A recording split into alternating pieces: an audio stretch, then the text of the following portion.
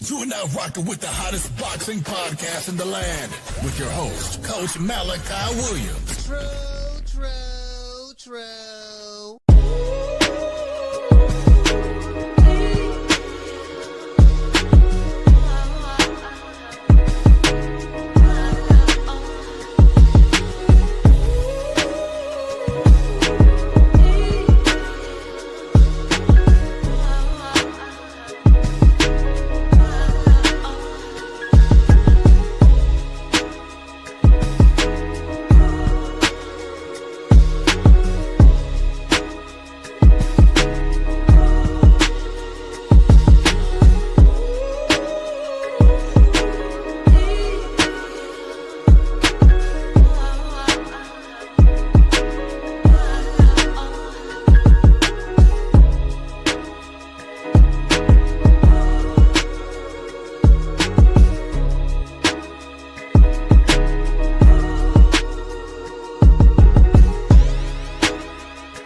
For the thousands in attendance and the millions watching around the world,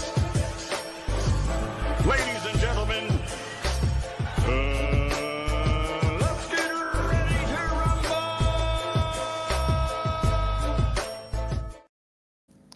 Yeah. What's going on, family? It's our boy Coach Malachi in the building. We back. True Media Podcast. We back up in this BI True Media Podcast. We got a guest coming today. A good young brother. He been on the show before. Keith Cologne. He would be on for like 30 minutes, interviewing about his recent fight that he just had. You know, just pretty much in promoting his next fight that he has coming up. So, you know, young prospect. I think he's like 6-0. I think he's 6-0 right now. So he coming up. Hold on. Let me make sure that you guys. How do I sound? Let me make sure y'all can hear me. Hold on. Let me see something. All right, yeah, I sound good. Everything sound Gucci. Everything sound Gucci on this end. Hold on, let me turn this other one off. Everything sound Gucci on this end. So let me go ahead because I got to send this brother. I got to send him the link to the show. I have to send him the link to the show. Hold on. Y'all bear with me one moment. Shout out to Clint. Clinton, what's going on, my brother? Hold on, let me see. Hold on, Clinton. I gotta send our good young brother the link to the link so he can jump on. Let's see. He's coming on at the 30-minute mark, so it's coming on at 30-minute mark. Hold on. He's gonna come on at 3:30. We're gonna do a 30-minute, then we're gonna really get into the, you know what I mean? Really get into the show. Hey, yeah, what's going on, fam? What's going on? Shout out to the natural. What you say, the natural? You say you hope he keeps coming back. Yeah. You know, I mean, a lot of the young fighters. That's always great. I think he has his own like blog as well on his YouTube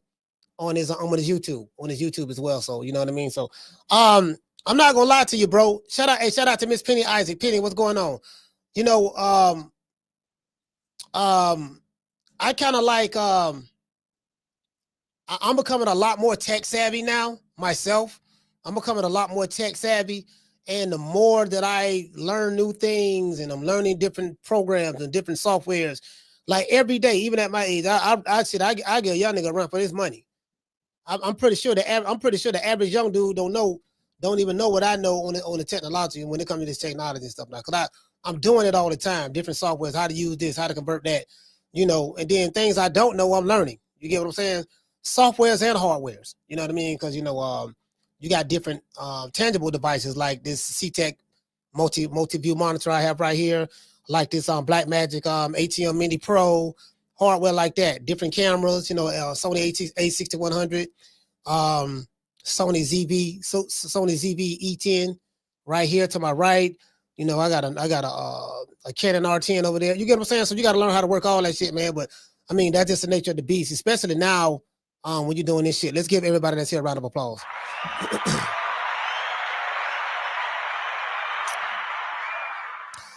Yeah, I'm sitting back looking online, and I see, you know, there's some videos out there. I think there's a video here. Matter of fact, I have the actual video here. Wait a minute. I have the video. I just thought about that. I'm glad I did keep that. All right, cool.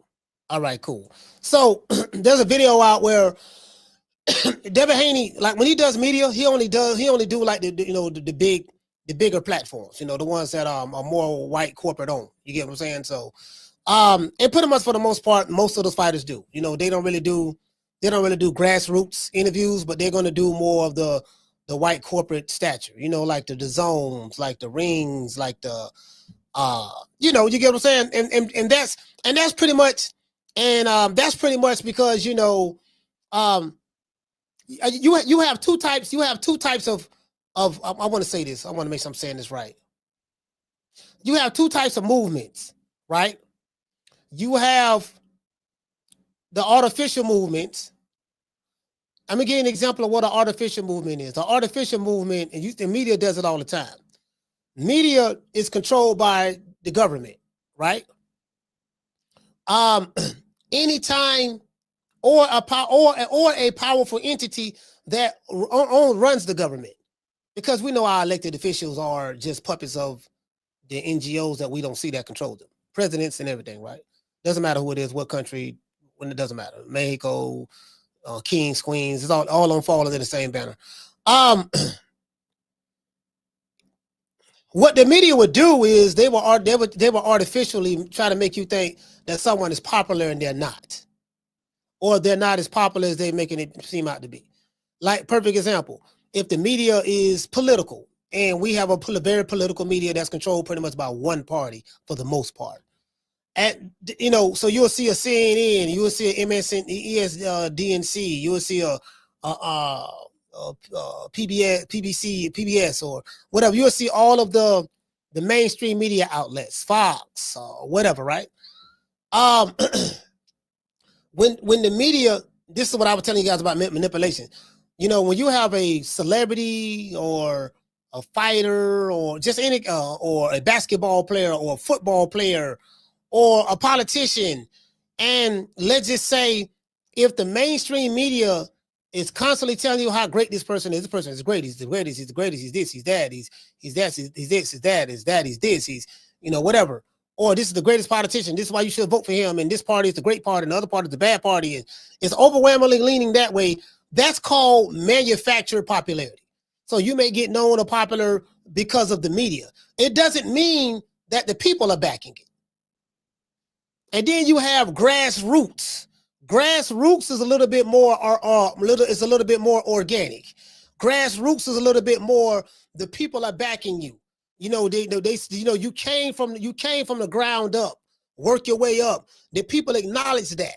You represent the majority of the people, more like the blue collar people and the blue collar worker, the average everyday man and woman. And those type of people are the ones who pick who the people's champ is. Perfect example, Muhammad Ali was the people's champ. Why he was the people's champ? Because the people said so. True. The people chose Ali. Ali can go, this is the perfect definition of a people's champ, where you can go anywhere without security. Ali be running through Zaire, getting ready for the Foreman fight. The people running around him. Ali, boom, aye, Ali, boom, aye. Ali can run through the streets of Kentucky, or he can run through the streets of Miami, or run through the streets of Chicago. The people automatically run up there. That nigga, that's Ali. You get everybody assume position and stuff like that. Like, the people loved Ali.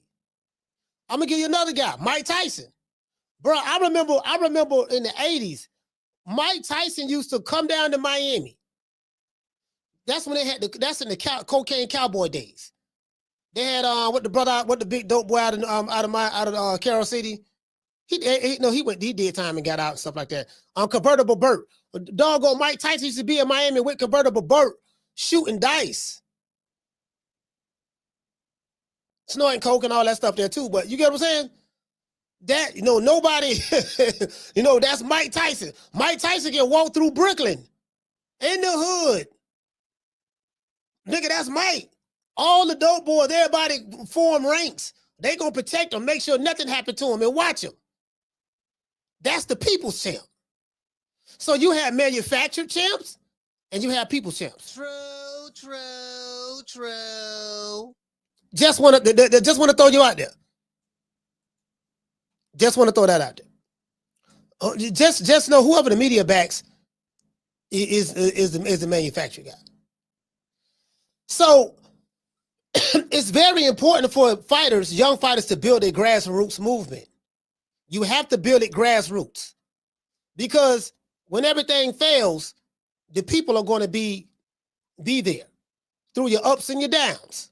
You could take a fall and you still gonna have a hardcore group of people, you know. So you get what I'm saying? So it is what it is. Andy Payne said, did Tyson have to check in coach? No, Mike Tyson didn't have to check in nowhere. He ain't had to check in nowhere. With no niggas in Houston and nobody telling him he was gonna have to check in. Big U, nobody. That means, you know, that just wasn't gonna happen, because the people loved him. When the people love you, when the people love you, there's no such thing as a check in. True. Not when the people love you. Do you get what I'm saying? So, you know, it is what I just got to throw that out there. Anyways, let's get into the show. Now, before we get into the show, let's make some acknowledgement of some people that's here. Who's here right now? Let's see. Who we got? Who we got here right now so far? We got we got Trey Hassan. Trey, what's going on, brothers? We got Green Eyes P.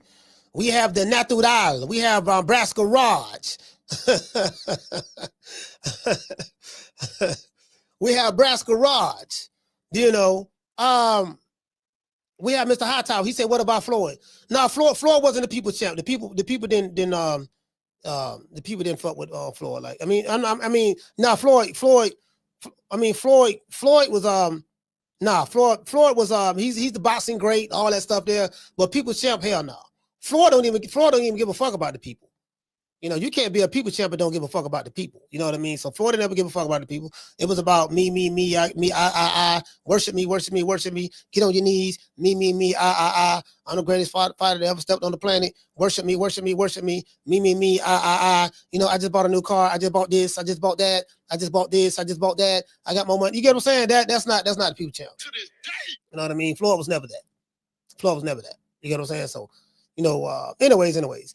Let's get into the show. Shout out to Andy Payne. Shout out to Green Eyes P, Mr. Warren Banks in the building. Shout out to Eli. Shout out to Ricky E. Salute fam. Who else we got in the building, man? Shout out to Summer in November. Let's see what we got over here. Shout out to Ali. Ali, what's going on? Shout out to Mika Lovem. And shout out to Eli. Shout out to Eli Back 24. Salute to you, fam. Shout out to Comeback Sports. Salute. Big John Doe. What up, Doe? John Doe, what up, though? John Doe say Floyd was the opposite of the people champ. Facts. True. Facts. You get what I'm saying? So, you know, shout out to Daniel Agnew. He say, shout out to Daniel Agnew. Anyways, let's get into the show. Now, why Devin Haney fans believe Boots Ennis ducked Devin? Oh, I've been seeing a lot of this here right here, man. I want to, you know, boy, I tell you, boy, I'm gonna tell you something. I take my hat out to Bill Haney. The reason why I take my hat out to Bill Haney, and I tell him this when I talk to him, I said, Bill, I ain't gonna lie to you, boy. You a genius. You a genius. You know, they said you was a pimp. They said you was this, you was that. You know what? Eminem made a song called "I Am Whatever You Say I Am." If I wasn't, then why would I say I am? You know, in the media. A news every day I am. Some shit you should say, right? So yeah, Bill Haney is what you say he is. You say he a pimp, he a con artist, he this, he that. You right about all of that. He's all of those things. He'll tell you that. You get what I'm saying? You know, this and that. I mean, that he is what you say he is. But however, he does a good job at I want to word this right. He does a good job. Put it this way. Bill understands the game, and he plays it. He plays it very well. He plays it like Ric Flair. Ric Flair was the best in the business because he was the daddiest in the business. Ric Flair gonna do whatever it takes to win. If he got to steal, beg, or borrow, Ric Flair is going to do whatever it takes to win. If I got to hit you in the back of the head with a chair, you know what I mean? If I got to, hey, shout out to Miss Sheila, H-Town. If I got to, you know, blow some white powder in your eyes and blind you when the referee turned his head and then knock you down and pin you. I don't have any dishonor because I cheated you. If I can get away with cheating you, that's what I'm gonna do. True. You know what I'm saying? True. Bill Haney is the Ric Flair of boxing on social media. That's who he is. That's who he is. You know what I mean? we gonna hit you. we gonna have Tank, get him, Tank, bam. The security guard gonna swing on you, bam. Then we gonna have Dev stand over you like this here. Yeah, look what I did to him. Look what I did to him. Not knowing that the security guard here.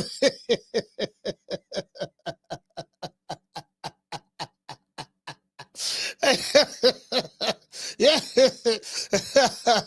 You know what I mean? The old flim flam. You get what I'm saying? Anyways. In a recent interview with Ring Magazine, Devin Haney revealed that someone from Turki Alashikh's team offered Devin Haney several fighters. I want y'all to listen to this very carefully.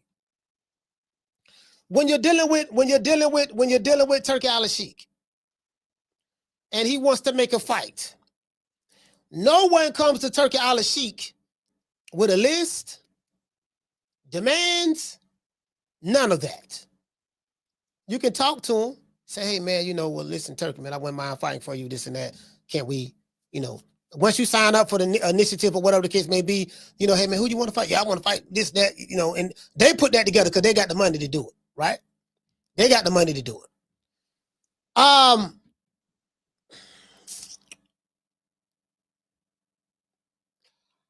What you do is they'll reach out to you. In this case, Devin Haney spoke about, he said they. Now, normally when I'm speaking to someone and they're using vague terminologies, like, you know, when they sent me this and I said that and yada, yada, yada. I say, who is they? Shout out to Lonnie. What's going on? Shout-town stand up. I say, who is they? Like if I'm talking to you and you be like, yeah, man, you know, man, they always want to keep us down. I'm going to ask you, who is they? I need you to confirm and verify who they is. Because, you know, I don't want to assume anything. I don't want to assume that they is Turki Alashikh. And then if I say, yeah, well, Devin said that Turki Alashikh said this, then he can come back and say, no, I never said Turki Alashikh. So when they say they, notice this, when you talk to people and they use ambiguous terms and words like they and this and that, you need to get some clarity. Can you please clarify who they is? You get what I'm saying? Remember that. Remember that. Who is they? That's so you don't assume anything. And if you know, assumption, make an ass out of yourself, right?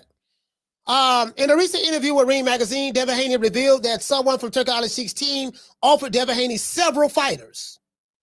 The key word that Devin used in this interview is the word they. This means that the people who called the shots and raised the money, represented, you get what I'm saying? You know, those type of people, right?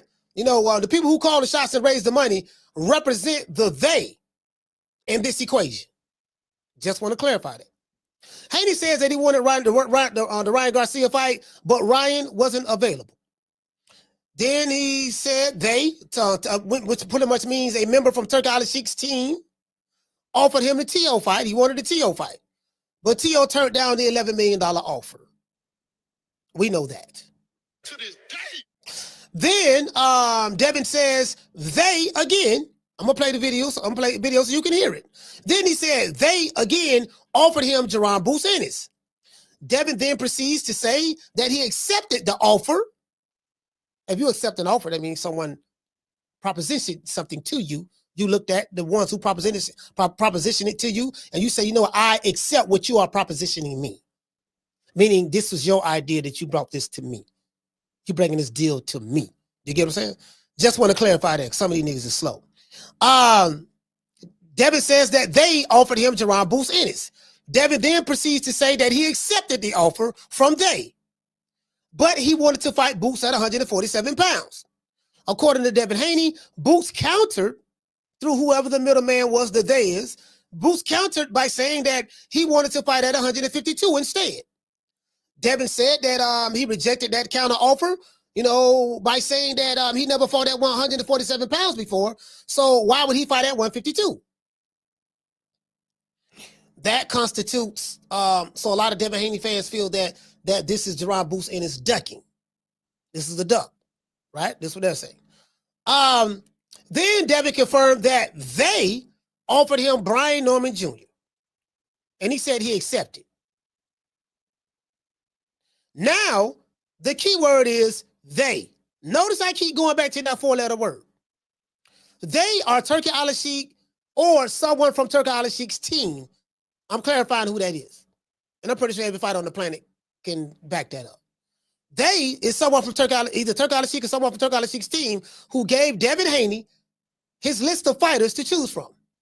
We also heard when Brian Norman Sr. was on this show, and he said it on several different podcasts, that, hey, listen, Turki Alashikh and them reached out to us about fighting this guy, Devin Haney. You get what I'm saying? So the they who reached out to Dev reached out to Brian Norman as well. True.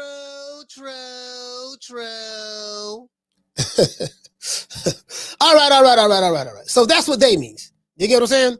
Turki Alashikh's team reaches out to fighters. Just want to throw this out there. Turki Alashikh reaches out to fighters, his team, you know what I mean, with a list of names that these fighters can fight on his Riyadh season cards or his Ring Magazine cards. Because if I'm putting the money up, I'm going to tell you who I want you to fight. It's that simple. I don't put the money up and you tell me who you want to fight. I don't put the money up and you tell me who you going to fight. I put the money up, and if you accept the terms that's going to take to get this money, then you going to fight who I tell you to fight. It's that simple. True. That's how this works. Turki Alashikh is the boss, and his boss is the Crown Prince of Saudi Arabia, right? And everybody who fights under him, they know who the boss is. Understand that. They are Turki Alashikh or someone from Turki Alashikh's team who gave Devin Haney and Brian Norman Jr. the list to choose from. Turki Alashikh's team reaches out to fighters with a list of names, as I said before. He said this in several interviews. Turki said on the Boxing Voice that he's not interested in soft matchmaking. If a fighter wants Turki's money, you will have to fight who he wants you to fight, when he wants you to fight them, right? Anything else you hear from any fighter, any boxing channel, or any boxing dad or boxing mom is a lie. True. Turki Alashikh is the one who calls the shots. The fighter can either accept Turki Alashikh's offer or reject it. Now that we got that out of the way, Devin Haney fans believe that Jaron Boots Ennis ducked Devin Haney. My question is this. Do you guys in the chat feel, or anyone that's listening, do you feel that Boots Ennis ducked Devin Haney? If so, why? Special guest Keith Collin will be on the show to promote his upcoming fight. Today's show is sponsored by Foster's Barbershop. Foster's Barbershop is right here at the bottom. If you are in the city of Tampa and you want to get a nice haircut, very similar to what I have right now, it's got a little lineup. Go to Foster's Barbershop. That's 1923 West Main Street, West Tampa, Florida. Download the app Booksy. This barbershop only works by appointment. When you get there, let them know that Coach Malachi sent you, and you will receive a 10% discount. Let's give everybody in the chat and my sponsor, Foster, a round of applause.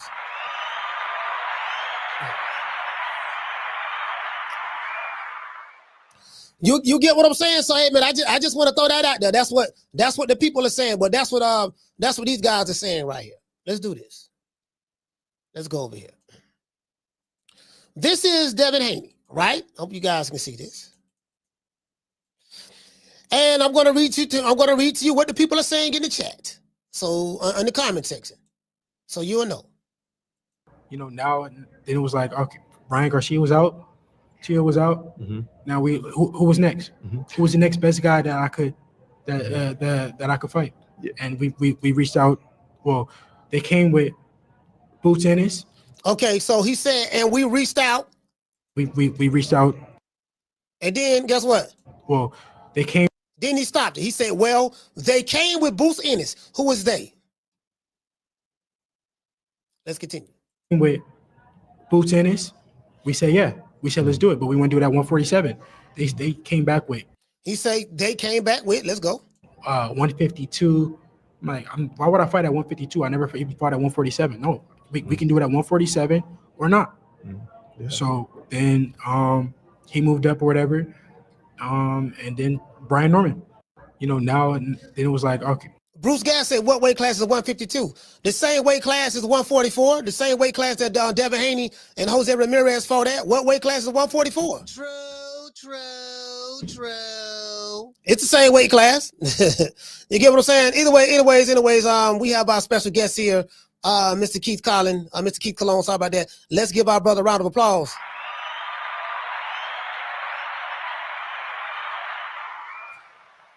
Hey, Keith, what's good, brother? What's going on? What's going on with you, man? Hey, listen, let everybody know, man, when you get ready to go to school? Nah, I'm coming back from sparring. Coming back from sparring? Yeah, look like somebody gave you that work. Yeah. No, I'm just joking. No, I'm just bullshit.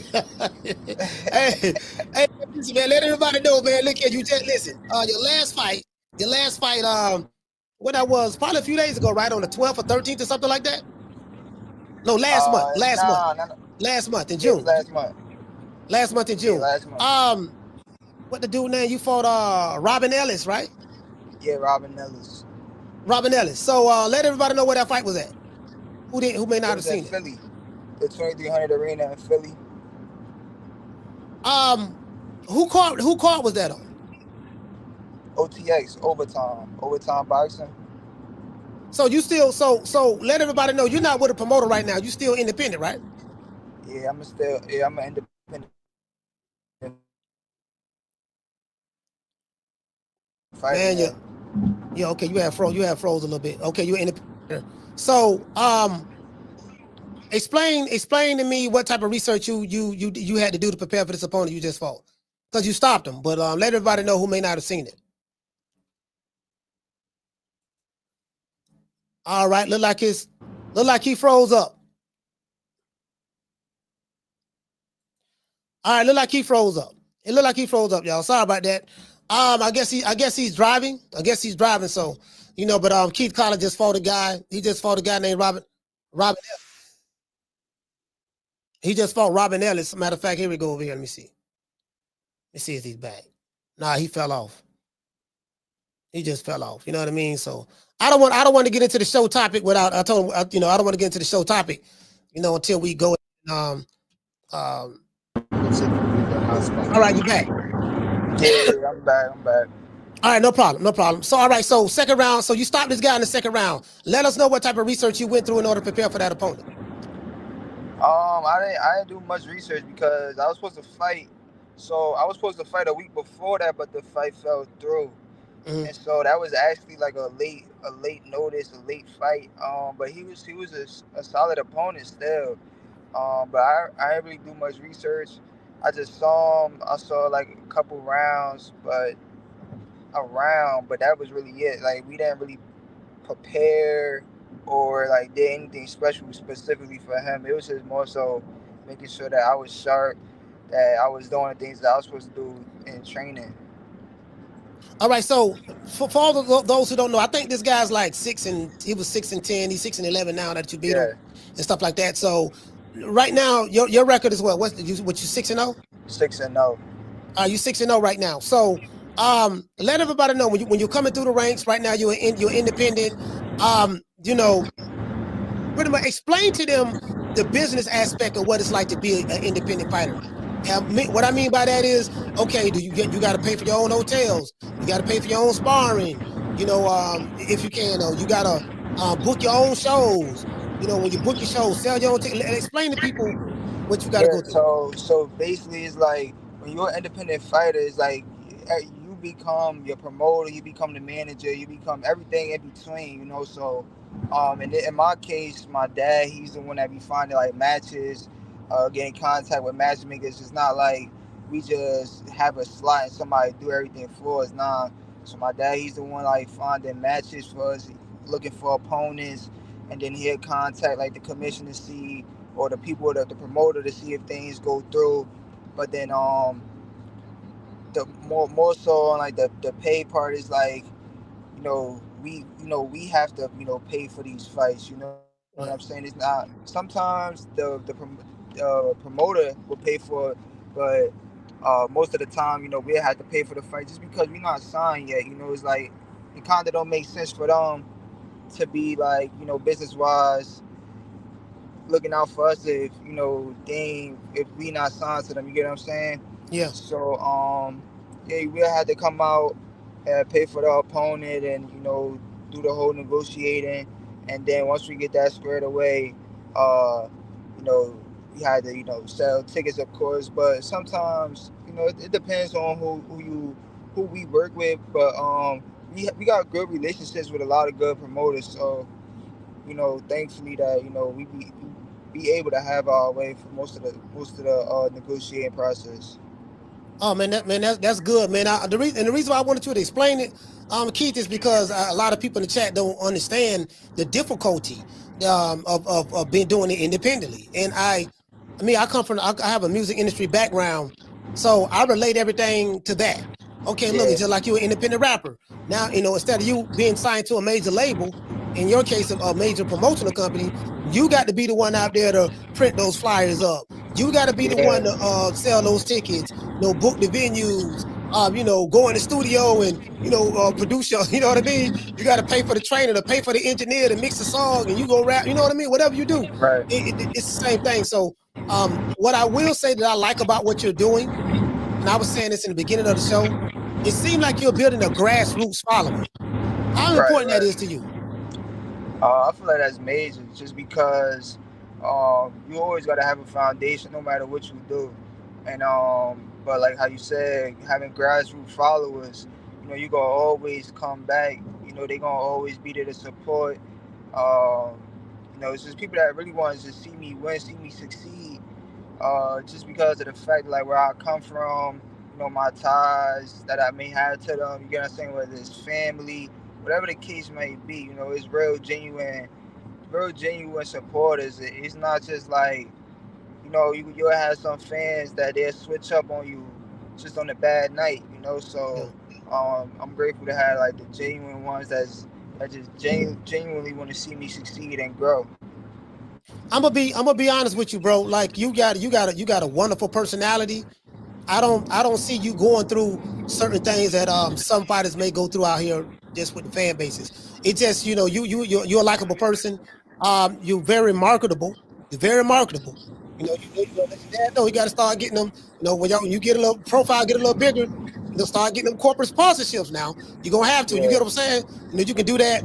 But what I do like about it is you can do an interview and you can hold your own without you. And I know no disrespect to your father, but I'm throwing shots at somebody without having your daddy all in the videos. You know what I mean? Like I don't know what your daddy look like, but you can hold your own and do your own interview and talk. So that's very important to building a grassroots following. Right. When is your next fight? Do you know? Yeah, my next fight is August 9th. And where is that at? In Philadelphia. Oh, in Philly. Okay. Have you fought on any Danny Garcia's promotion cards? Yeah, I fought on it. My third fight was on a Danny Garcia card, and I was supposed to have another one, but it fell through. I was supposed to have two fights, but they kind of fell through. My third fight was on a Danny Garcia card. Let me know what I want to do? I want to pull up in Instagram because I want people to know what your handle is. Let me see. So tell me, hold on. I want to do this before I forget. My ADD don't kick in. Damn, my ADD. Okay, there you go. All right, here we go. Let everybody know what your social media is. Your Instagram. Official on Instagram, it's official Keith Cologne. There we go. I got that. All right, okay. Okay, I got that. So I'm sharing that right now. Bear with me, Keith. I'm sharing that. Official Keith Cologne. Okay, so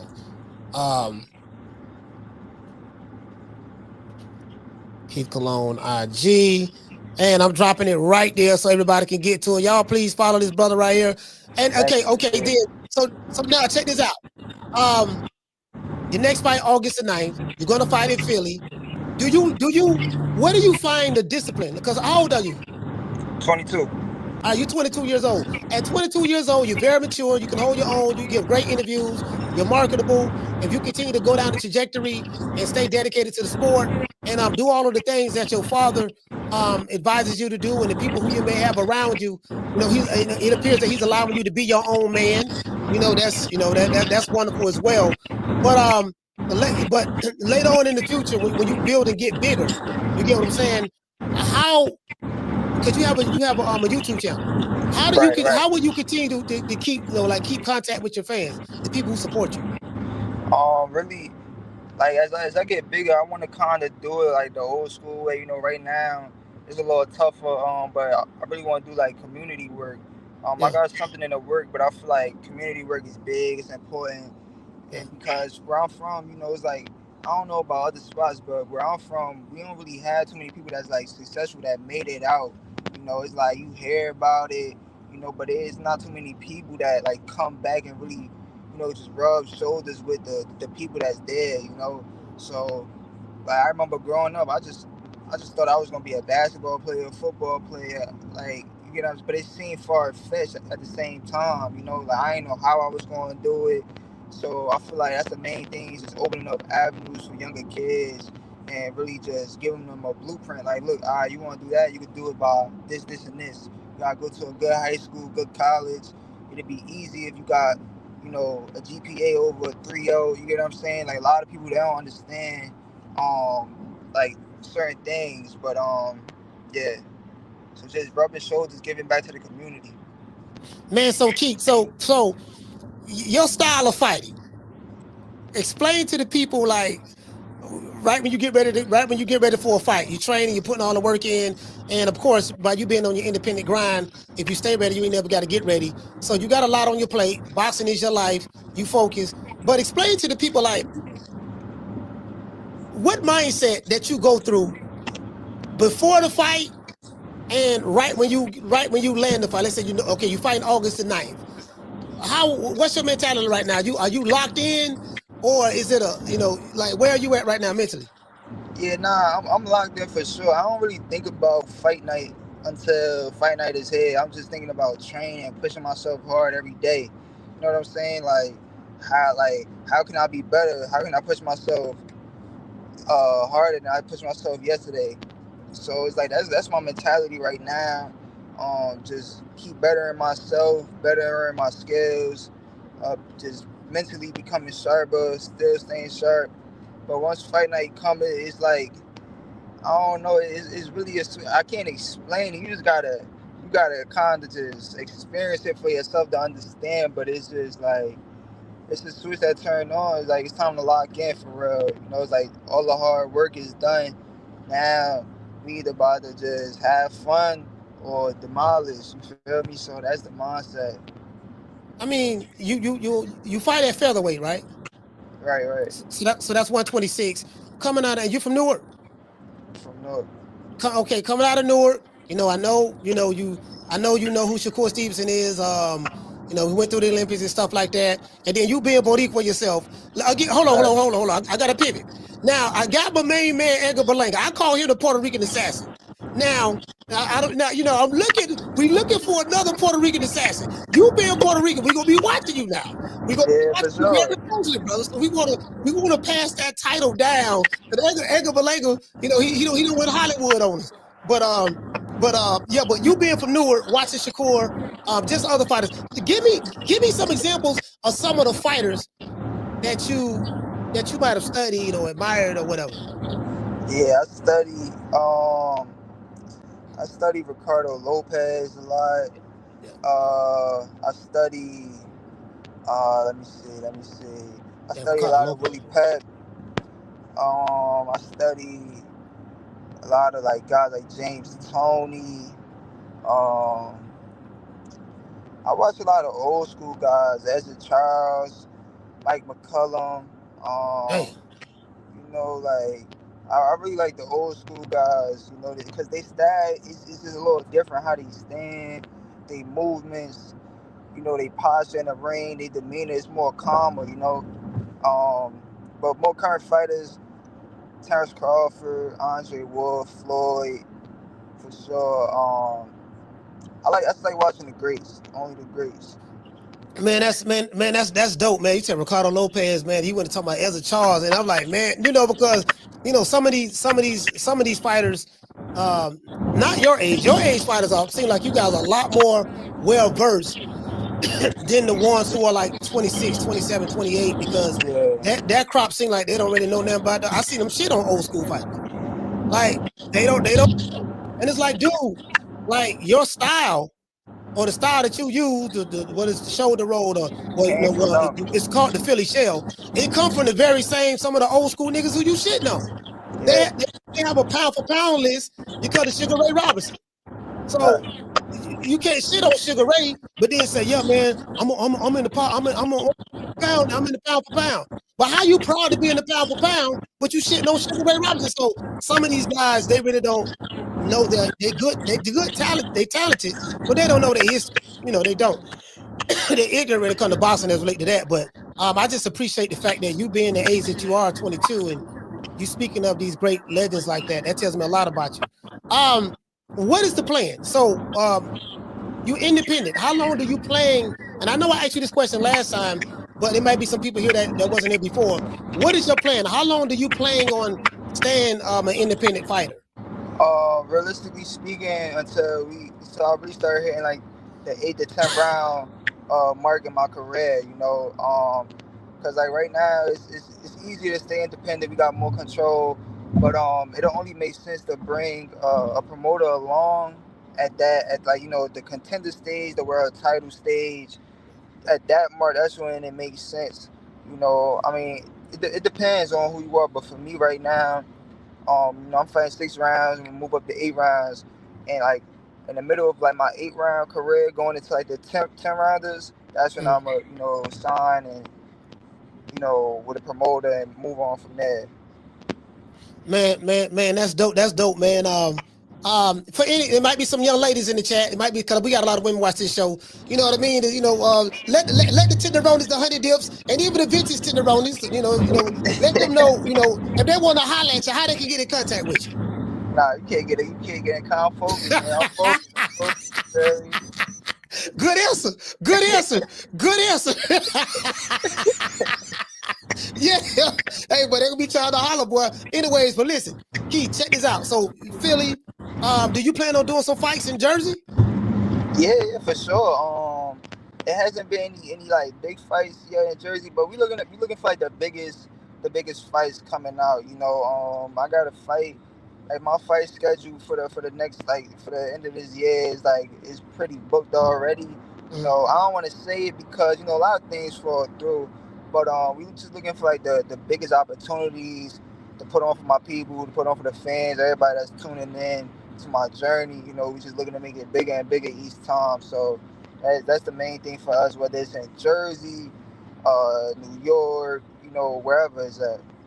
Let everybody know. If there's someone out there that's listening to the show that want to sponsor you, let them know how to get in contact with you. Yeah, you can just contact me on Instagram and we'll set it up through the DMs. That's all you gotta do. Just contact me through Instagram, DM me, and we'll get it squared away, whatever it may be. I'm gonna drop it right now.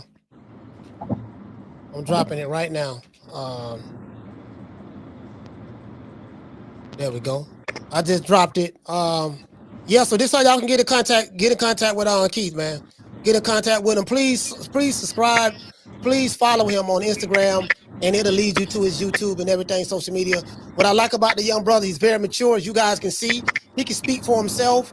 No one jumping in all in the videos, but he's very articulate. He's a great young fighter. He's 6-0, and we got to get behind him and support him.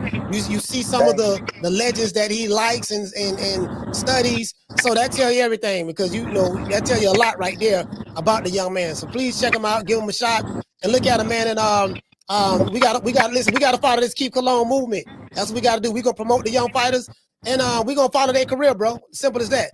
Let everybody know, Keith, how to get in contact with you. Let everybody know, not how to get in contact with you, but any parting words that you may have for your fans or future fans. I just thank everybody for tuning into this interview. Thank you for having me. And just keep watching the journey. It's gonna keep getting greater and greater, you know, as we climb up in the ranks. All right, man. I appreciate you, man. Keith, thank you so much, brother, for taking the time out of your day. Let's give our good brother Keith Cologne a round of applause, man. Y'all follow him. Y'all follow him, man. I dropped the IG. Yeah, man. Y'all follow this young brother, man. You know what I mean? Like, I listen. One thing about me, I like the young brothers, man. The young brothers who, you know, the man can talk for himself.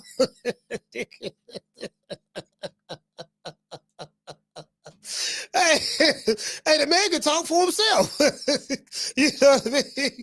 Hey, guess what? He's 22 years old, right? His frontal cortex ain't developed yet, but I don't listen. Hey, CJ, I don't hear his daddy saying, wait a minute, wait a minute. Let me give me the microphone. My son, wookie wook. His frontal cortex ain't developed yet. The man 22 years old, his frontal cortex is good enough for him to do an interview by himself. Miss Black Panther, you feel me? Look like his frontal cortex is fine to me. You get what I'm saying? Listen, daddy ain't in all in the videos. Yeah, you know, see what we got to do now. You know, daddy ain't all in the video. I don't know what the man daddy look like. To this day. Hey, Wookie Wook, I don't know what the man daddy look like right now. Do anybody know what the man daddy look like? Do anybody know what the man? And guess what? He got a father in his life. So it ain't no, he ain't got no father in his life. No, he got a father in his life. See, let me explain something to y'all. Let me explain something to these niggas. If you feel confident that you did a great job in raising your child, that's a man, you don't have to do a whole lot of talking for your child, for your grown man child. Do you want to know why? Because you feel so confident in that which you instilled in that young man that you know that young man can hold his own nuts on any platform in any interview because you have confidence in the teachings that you taught your child that he's carrying with him now that he's a grown man. Do you get what I'm saying? Now, if you don't have confidence as a parent, then that's on you. If your child, if not your child, but your adult son don't have communication skills, then that's on you. But me, I could tell you, me as a parent, I am very confident. You know, when my ones grow up, yeah, you know how to talk. I've trained you well. Yeah, I know you're not gonna bring shame to the family or whatever. You know what to say. Did you get what I'm saying? Because I have confidence in what I taught him. I ain't gotta be trying to, you get what I'm just saying me. Just saying me. Let's give our brother Keith Cologne a round of applause.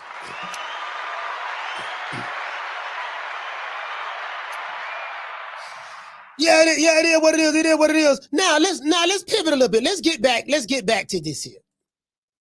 Let's go back to Devin the Dream Haney. Let's go.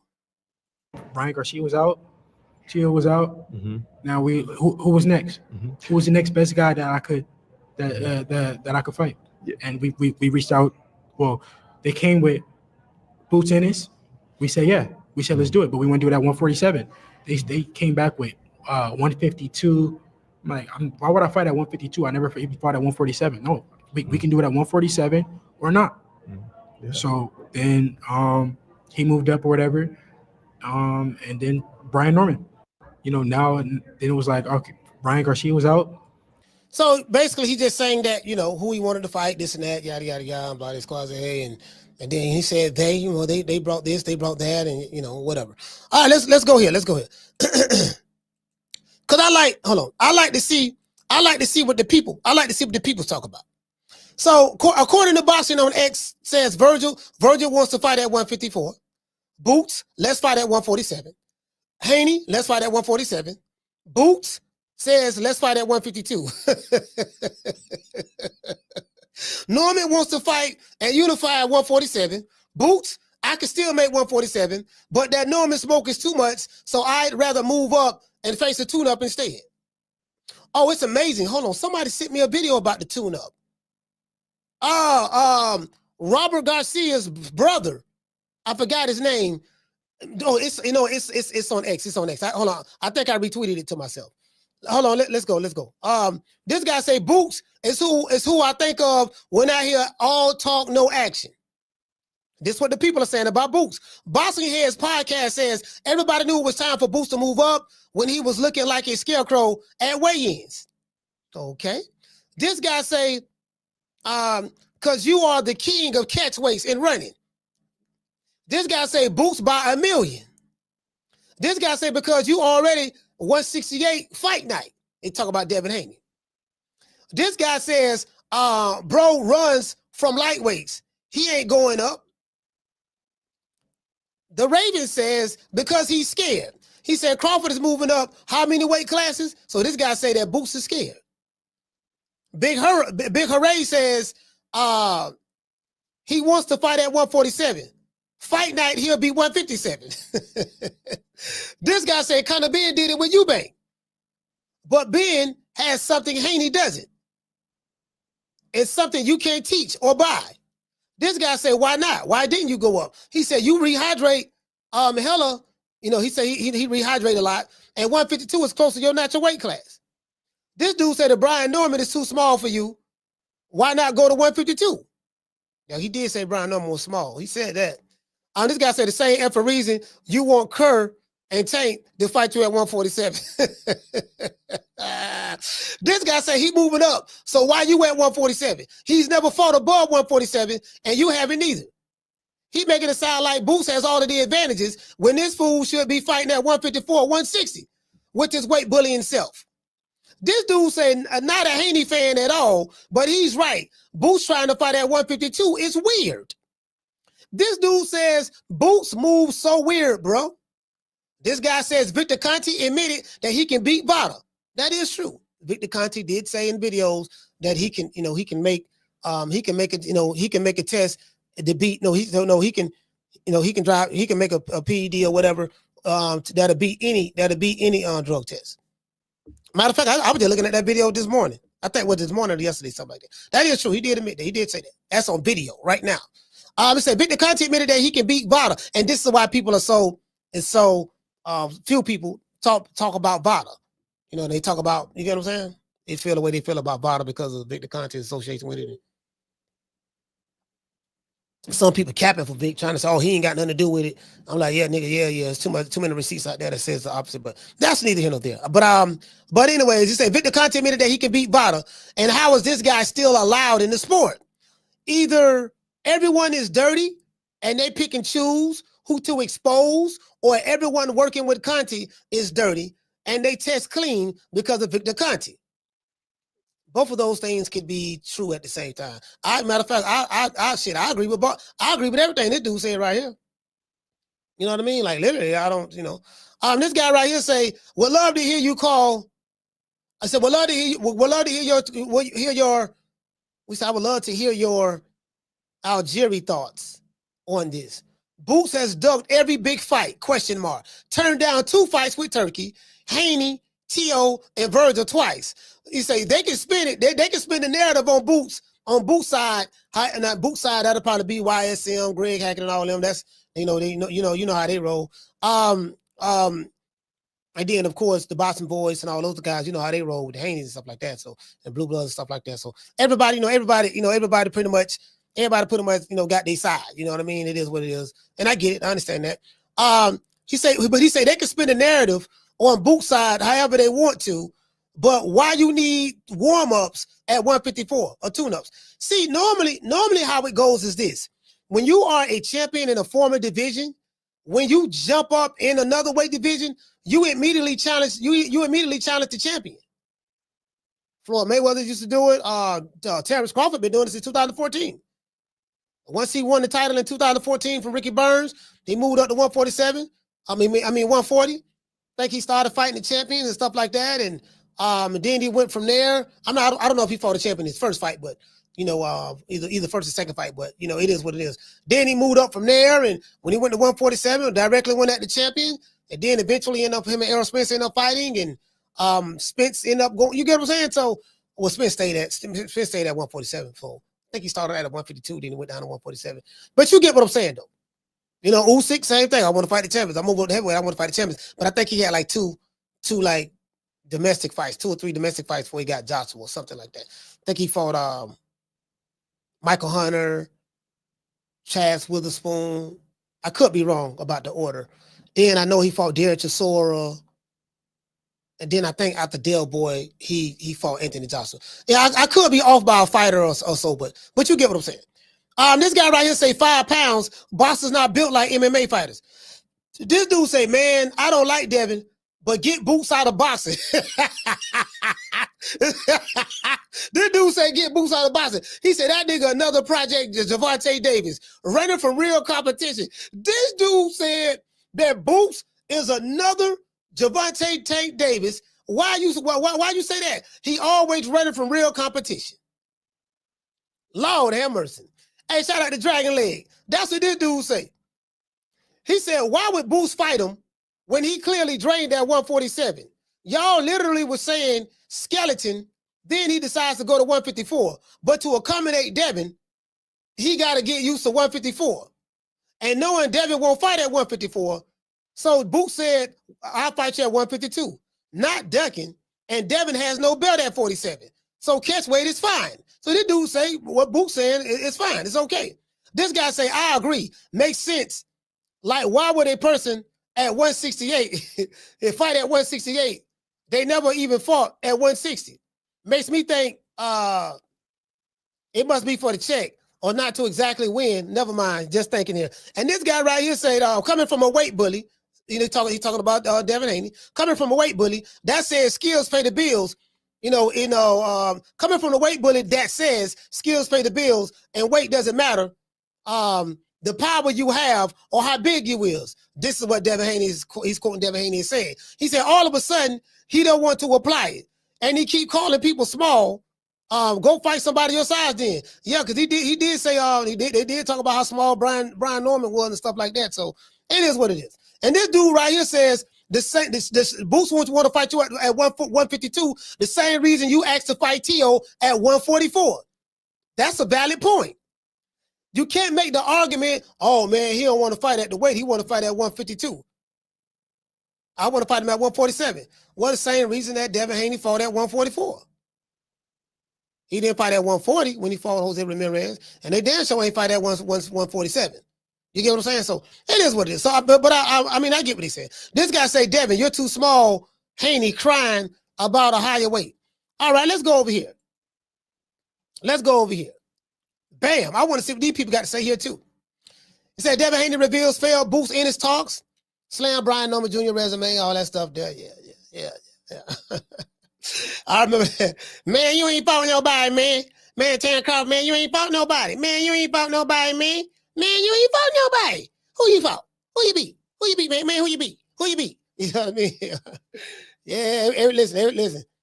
Every time I hear that, boy, that shit had me laughing. Anyways, this guy said he was willing to rematch Ryan to fight Tio, to fight Boots, now to fight Norman. Definitely respected.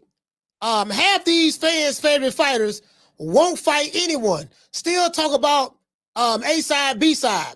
You don't sell side of the street. Turki put an end to all of that BS. Yes, you're right about that.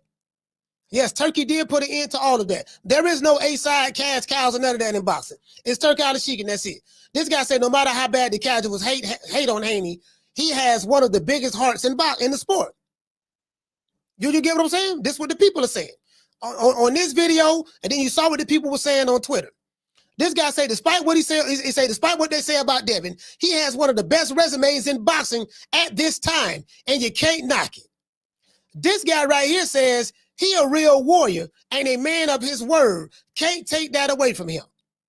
This is what the people are saying over here on our own ring. Devin is going to outclass Norman. Save this comment. Yes, I will. I will say that comment. This guy say hating Haney for nothing is wild. This guy say one thing about Devin. He doesn't ducking. I guess he's trying to say he doesn't duck nothing. I don't know what he say. He say he doesn't ducking nothing smoke.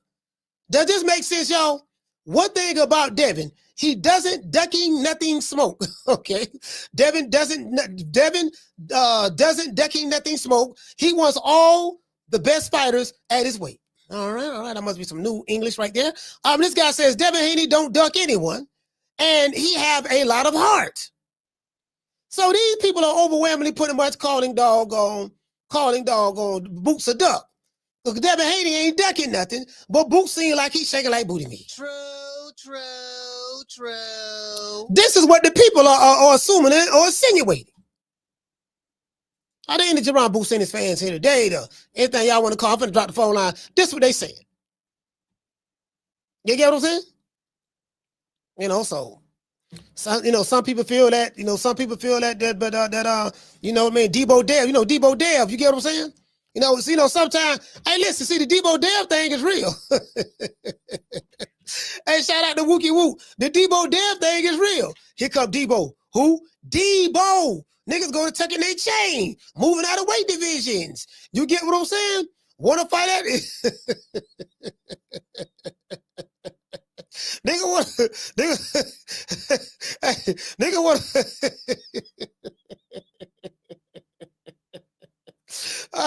shout out to the one, Mr. Hale. Dropping that $2 super chat. He said Terrence Crawford on the wrong side of the street. Yeah. Ain't no street. It ain't but one street. Turki Alashikh. Turki Alashikh is the street. Hey, shout out to OBW Stretch. Dropping that $2 super chat. He said Haney the boogeyman at 147. You get what I'm saying? Debo Dev, y'all heard what OBW Stretch said. Debo Dev is the boogeyman at 147. Down from the bar, there's a platform stage. People pimping, sharp as razor blades. Somebody say the last Berlanga live got deleted. Yeah, it's back up there. It's back up there. I told y'all, anytime I had showed a clip from the zone, anytime you show anything from the zone on your videos, they're gonna delete it. The zone is the only one that does that. If you show a flying through the screen at a zone event, they're gonna do that. So what happened was YouTube hit me up and I had to delete the zone scene. So that's what it was. It's back up now. It's back up. Anyways, it is what it is, man. Y'all know what time of TI is. We must internalize the flatulation of the matter by transmitting the effervescence of the Indonesian proximity in order to further segregate, to preclude on the issue of world domination would only circumcise the revelation that reflects the aphrodisiac symptoms which now perpetrates the Jericho's activation. Yeah, them motherfucker, man, the zone don't even play, boy. If I mention the word the zone on this show, they're gonna get the video deleted. That's the dumbest shit in the world. I get it. You trying to protect your content, but it ain't like nobody stealing it or streaming it or nothing of that sort. Nigga just showed a clip. You know what I mean? But it is what it is. Shout out to the natural. He said, you see that fly coach posted? He said, deleted that. He said, delete that. delete that during the Virgin fight. Yeah, a nigga show a 2-second clip. Hey, one IK say even if it's educational, yeah, the zone don't even play. You show a 2-second clip. Listen, if you show the letter D, if you only show the letter D in the word the zone, they're gonna get your video on deleted. Facts. If you just show the letter D or the letter A in the zone, you know what I mean? It's getting deleted. Yes. Yep. Them motherfuckers don't even play, boy. They don't play at all. You get what I'm saying? So, do y'all believe Jaron Boots Ennis is a duck? Is he ducking Debo Dev? Now we know Devin Haney is Debo because Bill Haney told us so. Y'all don't believe me? Hold on.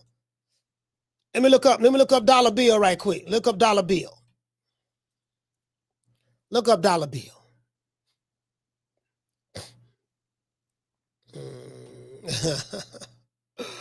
Yeah.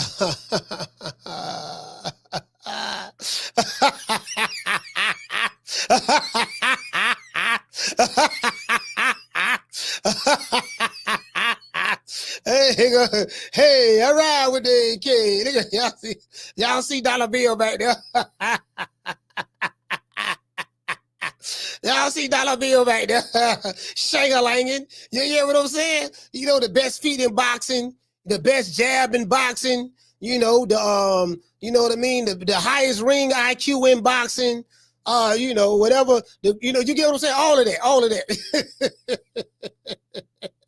Hold on, I gotta show y'all the Debo Dale. I gotta show y'all the Debo. Hey, you know, he don't call him Debo Dale though. He say Devin. He said Debo Haney. Nigga, goddamn, damn Debo and niggas, man. Everybody niggas on the block, man. Call him, what's your name? Where you calling from? Hey, Mo, what's good with you, Slap? Now, who been consistent on this Boots thing since day one when it wasn't cool to say Boots was a protected boxer? Nah, you said it. You've been saying it for a while. Exactly. Boots is a protected boxer. They semi-letting him out of WISAC. They semi-doing it. He come out to the rec yard here and there. He just finally coming out to the rec yard. But other than that, Mo, he's protected. He's protected. All that talent. Like I said, I ain't never seen the Bama. It's Sugar Ray, Hagler, and motherfucking Hearns, and Roy Jones rolled up in one with a weak-ass resume like this. His resume is garbage. It just really is garbage. It's just garbage, man. And at the end of the day, it needs to be addressed. Because all we doing is creating another well, we can't even really quite create that, but it's like they trying to recreate another Reggie Davis, man. We don't need no more of these Bammers, man. Nobody's official right now in boxing until you get a Turkey. Until Turkey match you up about 2 fights, you ain't official no more, man. You got to have at least Turkey paychecks to let me know you official in boxing. Top Rank ain't doing it. Matchroom ain't doing it. Golden Boy ain't doing it. None of them Bammers is doing it unless Turkey match them, man. Yeah. It's a different age in boxing, Slim. If the odds ain't looking right, I'm not fucking with you. I don't know why these motherfuckers shaking pom-poms for these lopsided ass fights. But at the end of the day, man, it ain't real unless Turkey match you up. Unless you get a Turkey check, you ain't real no more to me, man. I'm dead ass serious. Hey, hold on. Hey, Ryan, and explain to the people why are you saying that? Why? Because you know Turkey snatch motherfucking O's. That's what Turkey in the business of doing. Snatching O's. He's not worried about boxers trying to protect the O. He's not trying to do that. He's not trying to build you up. He's trying to give you product. He not stepping on the product, Mo. He not stepping on it. I'm going to give it to you raw, uncut. I ain't worried. Don't worry about my profit. Don't worry about my profit margin. We good. Didn't he tell you that? Why y'all so worried about if I lose money or not? Who business is that? You a boxing fan. What the fuck? What do you care or who or how much money Turkey or the Prince is losing? What do you care? What I care about is the number 1, 2 Bama, the number 1 and number 2 Bama for in the division, the number 1 and number 3, number 2 and number 3, number 1 and number 2. That's what I care. They're up and down the divisions. No more sides of the street.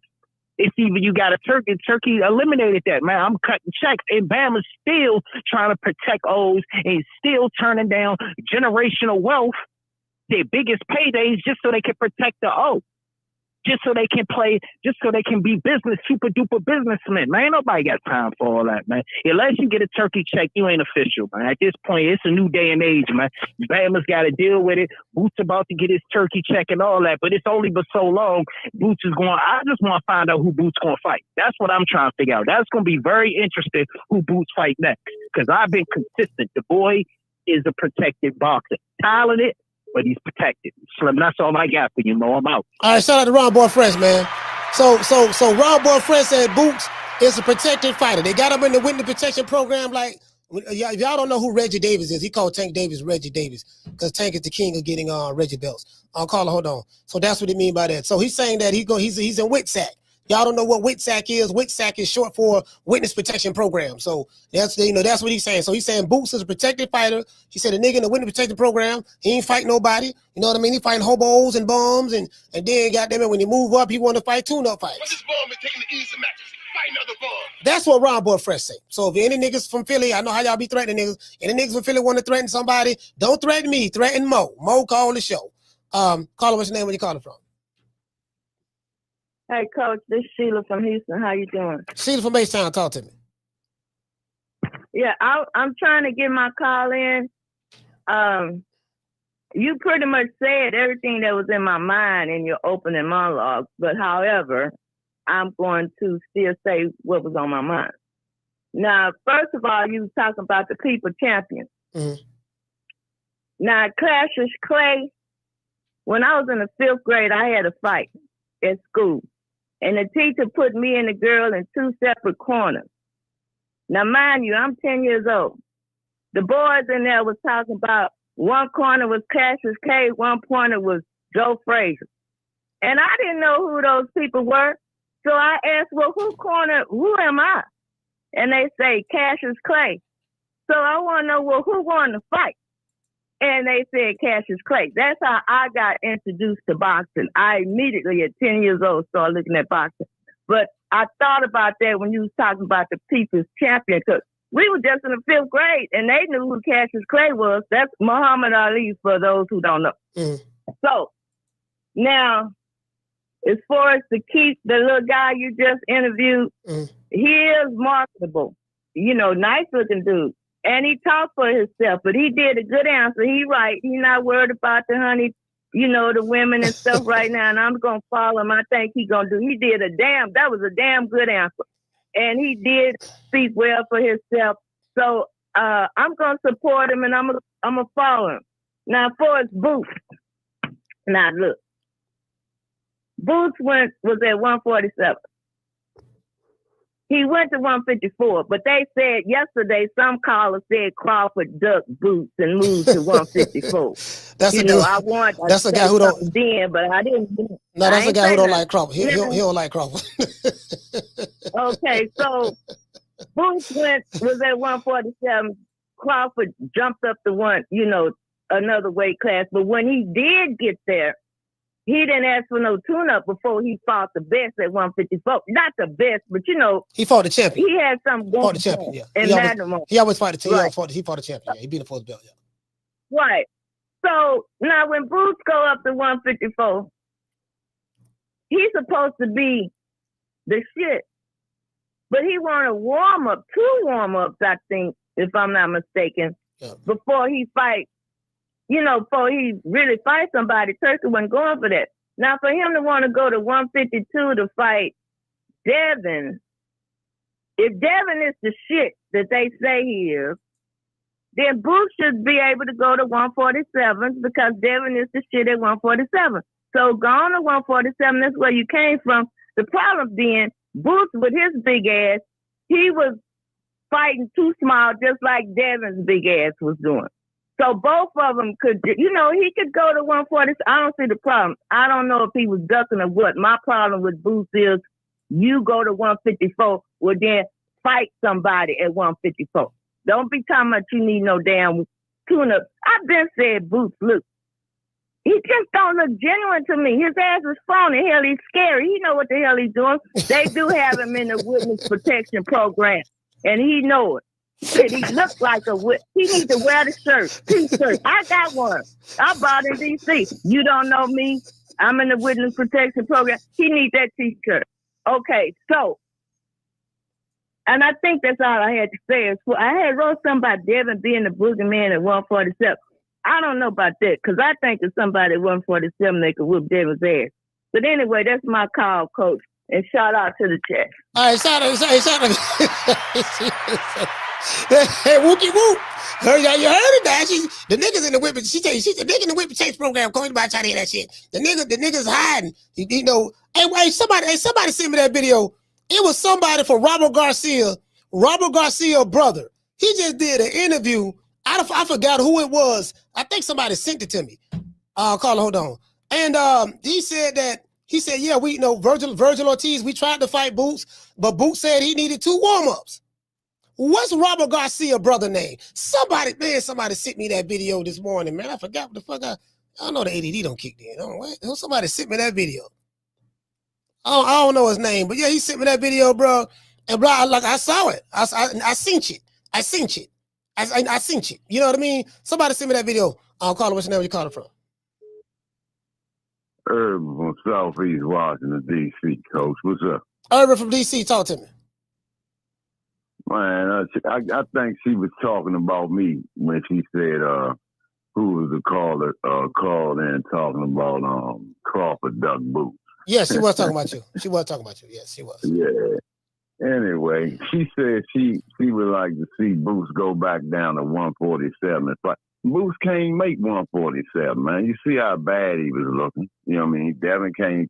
I mean, the man can't make 147, and it ain't about who Boots will fight. It's about who gonna jump out there and fight Boots. It's hard for the man to get a fight. You know that, Coach. Them bounds. I want to correct you on something. When Boots had his last fight at 147, did you know what Boots said out of his own mouth? Boots said that I made 147 easy or something of that sort. I have no problem making the weight. He did say that's what he said out of his mouth. Now, so if you gonna tell it, you got to tell it. You got to tell it like it is. You got to tell what he said. Yeah, I'm saying he did. I heard him say that, but then his last fight at 147, man, he was looking like a skeleton, man. You could tell he was weight drained, man. So the boy moved up. But you know for a fact, though, Coach, man, it was hard for that boy to get a fight. Keith Thurman was talking about he don't even know him. Knowing he know who Boots was because he was sliding niggas, man.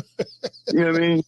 Man, it was hard for Boots just like it was hard. Yeah, it was hard for him to get a... What niggas he was sliding? He said, what niggas? Man, Boots was sliding everybody to get in that square with him. Yeah. It was hard for him to get a fight, man. Hard. Yeah, you know, Coach, man. Keep it 100, man. Hey, Then I think my homeboy called in before the lady talking about Boots bad, man. Yeah, man. He must be from Northeast somewhere. Hey. Yeah.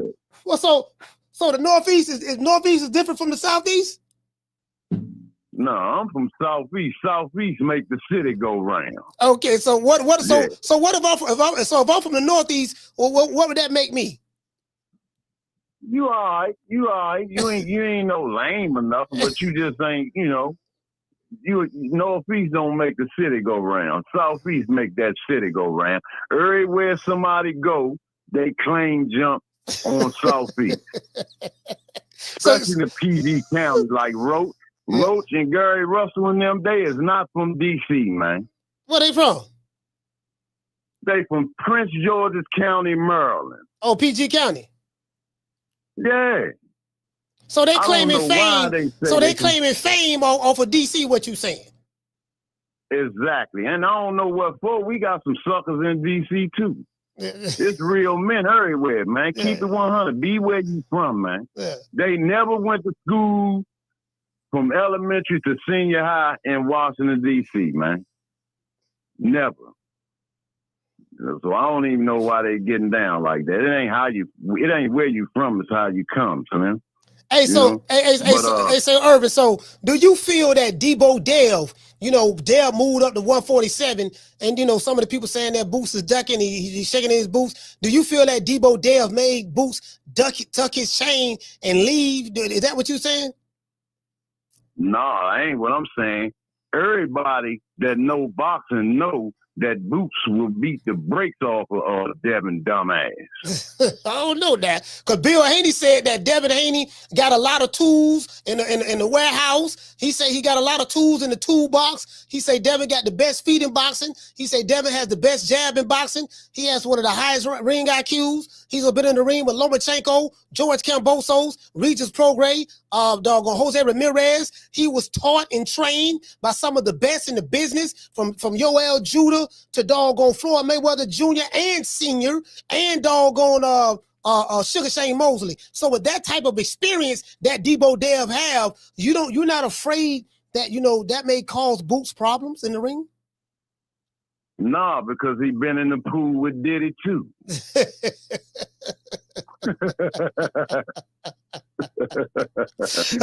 shit, all that shit down.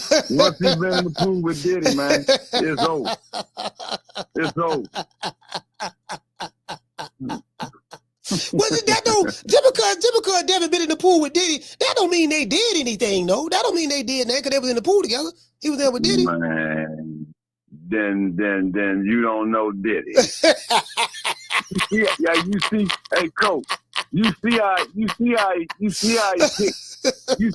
picked Tank little ass up. You see how he picked Tank little ass up? Yeah. He did give him a little bell. I would have stolen him if he did me like that. Yeah, they'd have had to whoop my ass. He picked that man up off his feet, man. Nah. Tank was fucked up, too, about that. Why he was fucked up about it? What happened? What happened? Look at it again and look at Tank's face after he realized what just happened.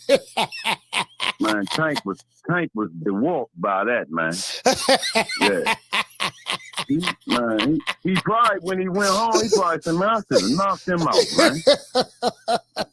They should have knocked his ass out, man. Hey, you don't do no man like that, man. Hey, man, so we got Debo Dev at the welterweight division. I just read his resume to you, told you all the tools he got. He got some of the best tools in the sport of boxing. Ain't nobody got better tools than Debo Dev. So what is Boots gonna do? Is Boots gonna fight the champion, man? Boots got some dudes up there. You got Sebastian Fendora at 154. He the WBC unified champ. And then you got doggone you got a Russian Bakram. You know, he the IBF champ. What Boots gonna do, man? Is he gonna fight one of them boys for the belt? What he gonna do? Yeah, he gonna fight him. I'm saying, but he gonna get Virgil punk ass out the way first. Virgil screaming about his hand hurt. It ain't gonna be hurt for long to him. You been had that surgery. He gonna go ahead and knock Virgil out the way, and then he gonna get to them other bands. Yeah, you get what I'm saying. Yeah, all right. But listen, man. Hey, Irvin, I'm glad you called, man. Cause a lot of people on Boots Bumper, you letting it be known that Boots ain't ducking nobody. They ducking him. So I'm glad you called to clarify that, because the people didn't know. All right. Shout out to Urban, man. Thanks, Southeast DC, man. Right. Southeast DC. Nigga ride this bitch, man. I tell you what, boy, listen. See, I'm like Turki Alashik. I'm like Turki Alashik, goddamn. No, we finna mess these niggas up tough. That's what we finna do. Hold on. Nah, nigga, you want to fight a tomato can on Carla. Hold on. All that you want to fight a tomato can. Nah, we ain't doing that. Old pussy ass nigga, what's going on, boy? I'm telling you, boy, I'm knock your fuck ass out, boy. Blow for blow, pound for pound, nigga. I got the title, nigga. I'm telling you, boy, finna knock one of you what kind of niggas out. Nigga, I got these hands, nigga. I'm throwing them paws at that nigga, finna knock your ass down again, nigga. Get your ass back up, nigga. Don't run, nigga. I'm telling you, boy, I want all the smoke, nigga. I'm throwing them paws, nigga. I'm putting them hands on you, nigga. I told you what I'm gonna do to you, nigga. Catch you with the check left hook, nigga. I told you, boy, pound for pound, nigga. I'm the best. This more action than any Devin Haney fight. Put these paws on you, nigga. I told you, I got you backing up, nigga. Nigga, watch that check left hook, knock your ass down again, nigga. I'm telling you, boy, it is what it is, nigga. I'm gonna make it do what it do. I'm telling you, boy, we ain't even playing over here, boy. Over here at Nick Sack Promotions, this how we get it down. Nah, we got somebody for you right now, dog. Call what's your name? Where you calling from? Jamie from New York. Jamie, talk to me. What's up? Listen, brother, coach, Boots did say he can make 147 easy. Yeah, I remember that clearly. Yeah, he said that. You know, and then he changed it up real quick. You know, I think he just said that because, you know, so he doesn't have to go to 154 and fight Ortiz. Yeah. He knows that's the fight that everybody wants, man. Listen, the boy got skills, man. I'm of the opinion he's talking, bro. You know, I'm with Debo Dev on this one. You know, Boots is on that same Tank Davis diet, man. You know, So what you mean by that? What you mean by that? They're not fighting the fight, man. They're not fighting the fight, coach. The reason why I'm with Debo Dev because Devin Haney fighting the fight, man. Yeah. Win or lose, don't matter. He's making the fight, bro. He's running towards the smoke. Yeah. You know what I mean? That's the difference, bro. Boots is not. He's not doing it, bro. You know, how the hell are you going to call yourself the best, you know, in the game today, one of the best? And you know, you need tune-up to move up and fight the top guys when you're ready. It doesn't make any sense, bro.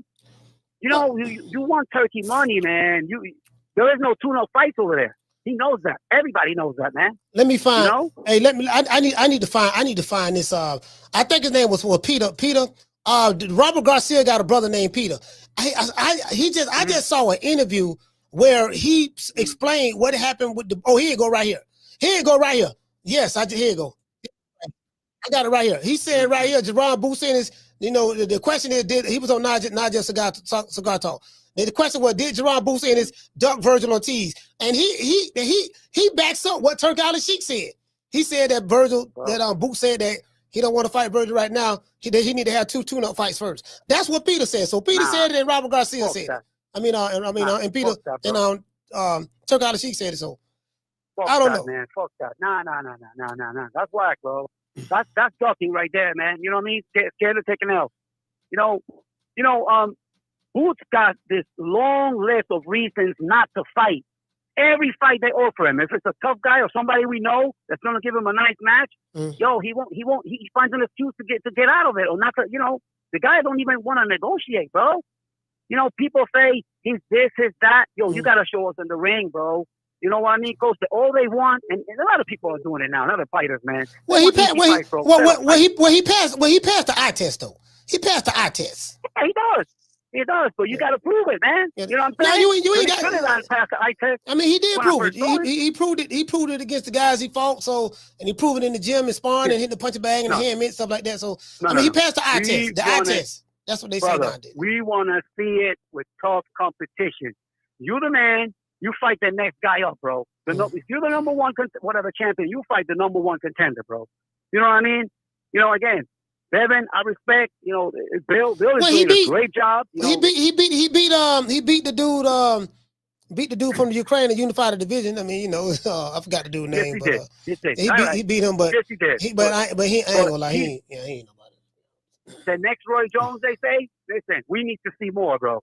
All this shit that he be doing, bro, it's ducking, man. It's ducking. There's no around it, man. And Turki Alashik, man, threw him out there, bro. The truth is out. There's no denying it, man. You're not taking the fight. It doesn't make any sense, bro. All that, supposedly, all this talent, but he don't want to prove it. Scared to take an L, man. Again, I'm with Devo Dev with this one. That motherfucker, bro, he wants all the smoke, and that's why I respect the guy. And if they fight, I'm going with Devin, man. Fuck that, bro. Win or lose, and Bill, bro. These motherfuckers everywhere, bro.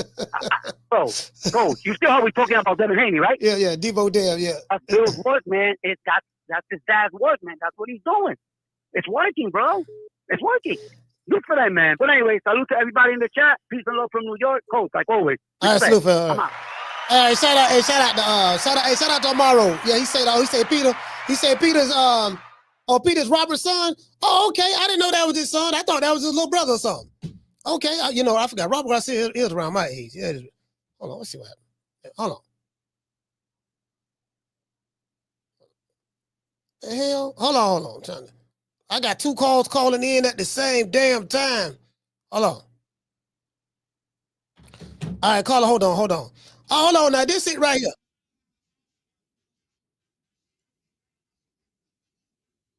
Seems like the whole boxing world wants to see. How far do you feel like we're away from seeing that fight, Virgil versus Boots? Shit, we could have seen it in November. We could have seen it already in the November on that card, and that was it. Could have been on that one. But they did tell my dad that they wanted a couple fights first. They didn't want to go straight into Virgil for the first fight at 154. So that's what they decided. That's what they're doing. Because Eddie did an interview during. Bro, that's crazy, bro. Like Virgil Ortiz doesn't have a title, and Boots moving up.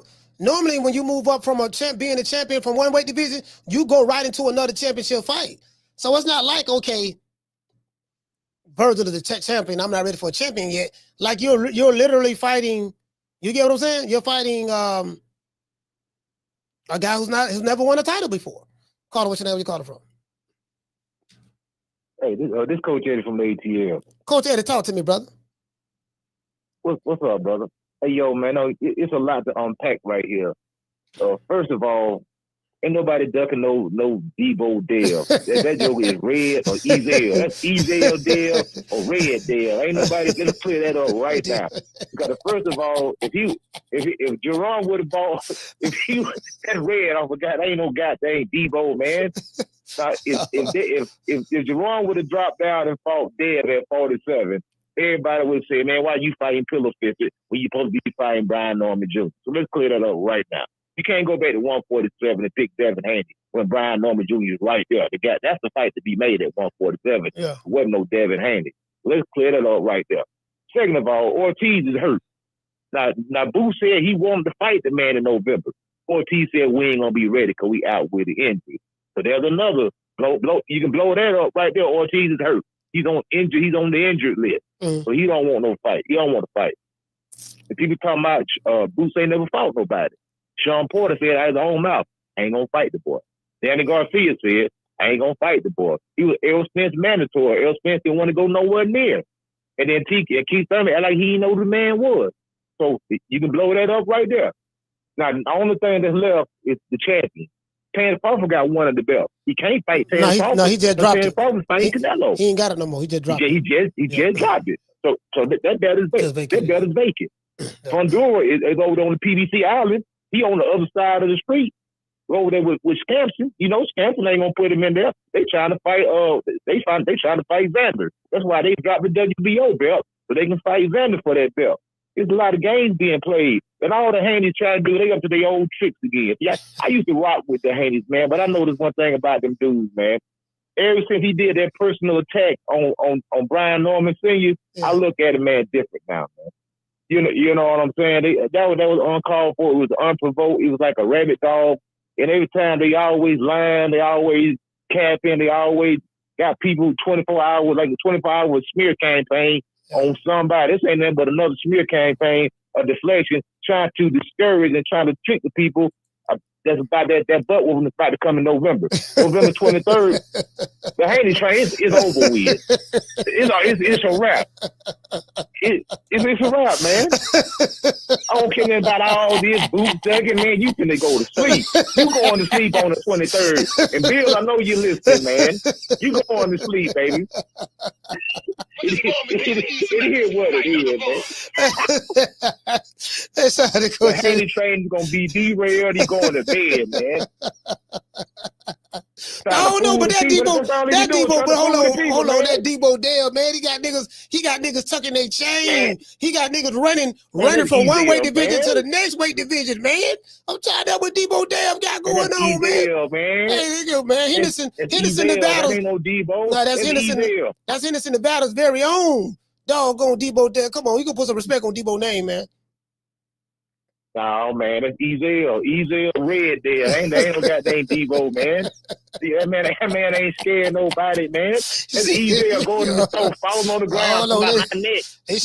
My neck is my back now. They shaking like booty meat, boy. At the mere mention of Devin Haney's name, I don't know what you talking about, Coach Eddie. Look like, boy, they shaking like a leaf in the middle of a hurricane, man. Hey, but real talk, I know you got a lot of people calling. It's so funny, man, how these channels can come up with a Devin Haney story every single day, 365 days a week. You know how much energy that takes to come up with a Devin Haney story, a Devin Haney narrative every single day. It's something new. I can't. It's crazy, man. No, but what it is they're preaching to the choir. They're preaching to the same choir. So the way this stuff work on social media, and I'm pretty sure you know this, Coach Eddie.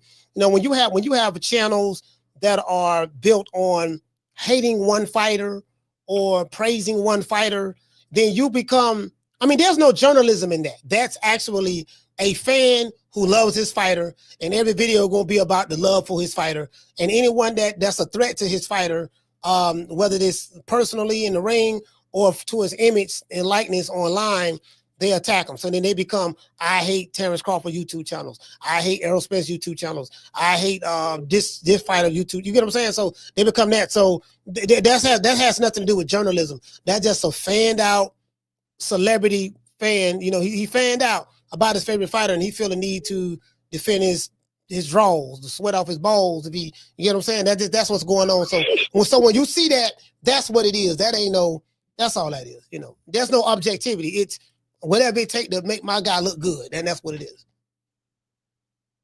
That's it. I mean, non-stop, 24-hour running coverage. Yeah. But that's my call. Of course, I know you got a lot of people coming, but that's for the fact nobody doesn't know no Ezel Dale, no Red Dale. It's deep. Throw that Debo in the trash, man. All right, so man, sorry to Coach at the ATL. Yeah, I mean, that's pretty much it. I mean, that's that's pretty much it. That's pretty much how it goes. You know what I mean? On social media. So these are not, as I said before, journalists or nothing like that. All these guys are compromised in one way, form, or fashion. And you will know. Just look at their content to tell you. Their content tell you who they are, to be honest with you. What they say out of their mouth tell you who they are. I'll call it what's your name, you call it from. What's up, Coach? It's Mitchell from Chicago. Mitchell from the shot. Talk to me. What's up? How you feeling, Coach? I'm feeling good, is brother.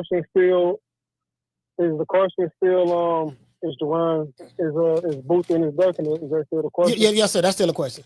Because people feel, people in the chat, not in the chat, but people in these different comment sections feel that he's ducking Devin Haney, from what I read. Best way I can answer that is, if Boots is ducking, then do we have to call what Haney and Sandor Martin, was that a duck also? That's the best way I can answer, because now anyone that's like pro Haney, everyone is saying the opportunity. But there lacks consistency with the Sandor Martin. I think the biggest factor with Haney is Turki Alashikh, because where was the opportunity for Sandor Martin? Where was the demand for the testing? Yeah.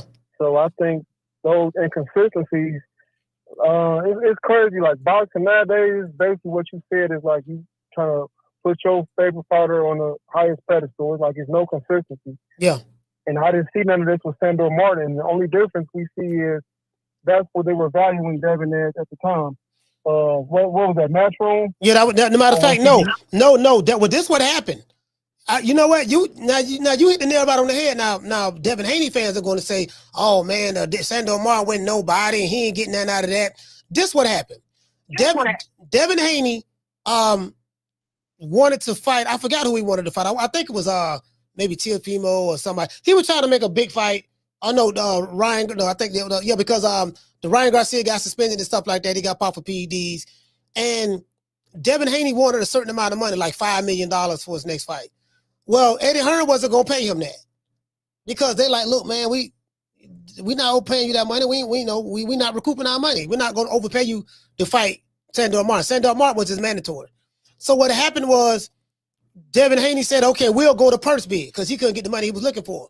Well, when the mandatory and Sandor Martin went to a purse bid, nobody showed up to bid on the fight but one company. That was Bob Arum's Top Rank. Bob Arum won the purse bid for like $2.2 or $2.3 million. Devin Haney tweeted on his Twitter page. He said, "Man, that's messed up." He said, "Eddie Hearn is a snake. He didn't even bid. He didn't even bid on my fight." And Eddie Hearn shot a video saying, "Well, you and your dad don't have any loyalty to me, so I don't have any loyalty to you. And y'all are running around saying that you're your own bosses. Yep. So since you your own boss, why you didn't put your money up? Why you didn't put your own money up for your fight? Why you need the white man to put the money up? And myself, since you have no loyalty to me." And then Bob Arum won it for like $2.some million. That means Devin Haney was going to get 60% of that. Sandor Martin was going to get 40% of that. And that's way... I'm sorry about that. The brother on the phone up. Let's get a round of applause.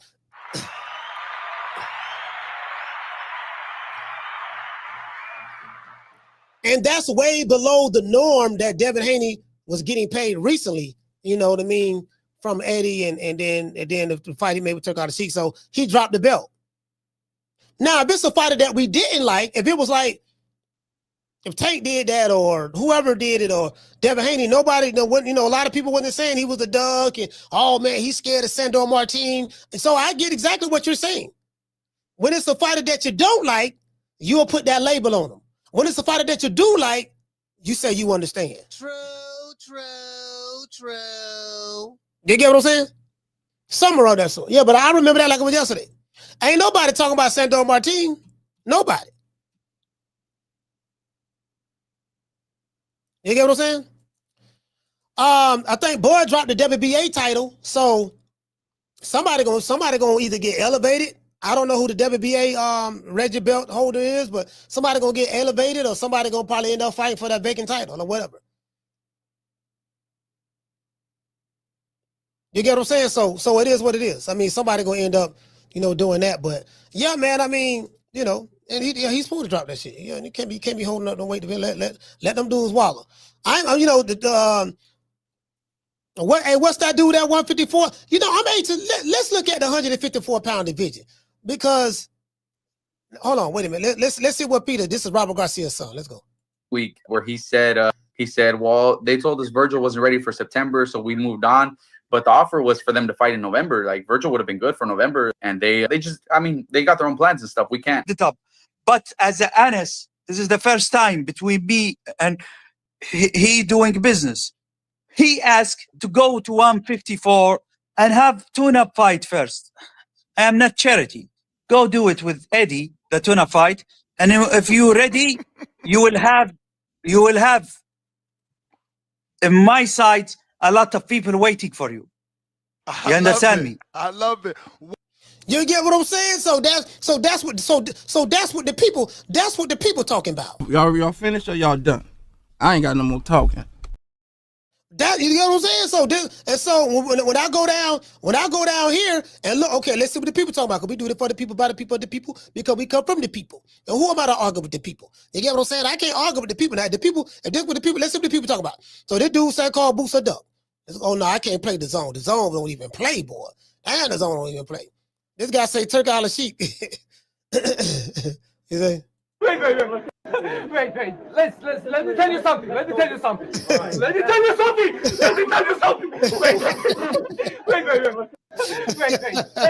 Hey, the dude say, damn, Turki cold-blooded. 80. He said, let 80 pay for the tune-ups. I pay for real bread. I pay for the real fights. Thanks. True. This guy, Eric, said Boots is in the witness protection program. This is what the people are saying online. Outside of Philadelphia. Shout out to Philly. DJ says that's all Boots want is a tune-up. What DJ this is? Okay. This guy say, bro, Virgil my guy, but he literally took 2 tune-up fights coming into 154 also. Do you guys even follow boxing? It said the statement is false. If you listen to Boots' promoter, they want to fight in August or September. Ortiz said he wasn't ready, so they said let's reschedule for December, January, or February. Why would we call that a duck move? Okay. This guy said, I thought Virgil and Oscar said his hand was injured and he'd be out until through 2026.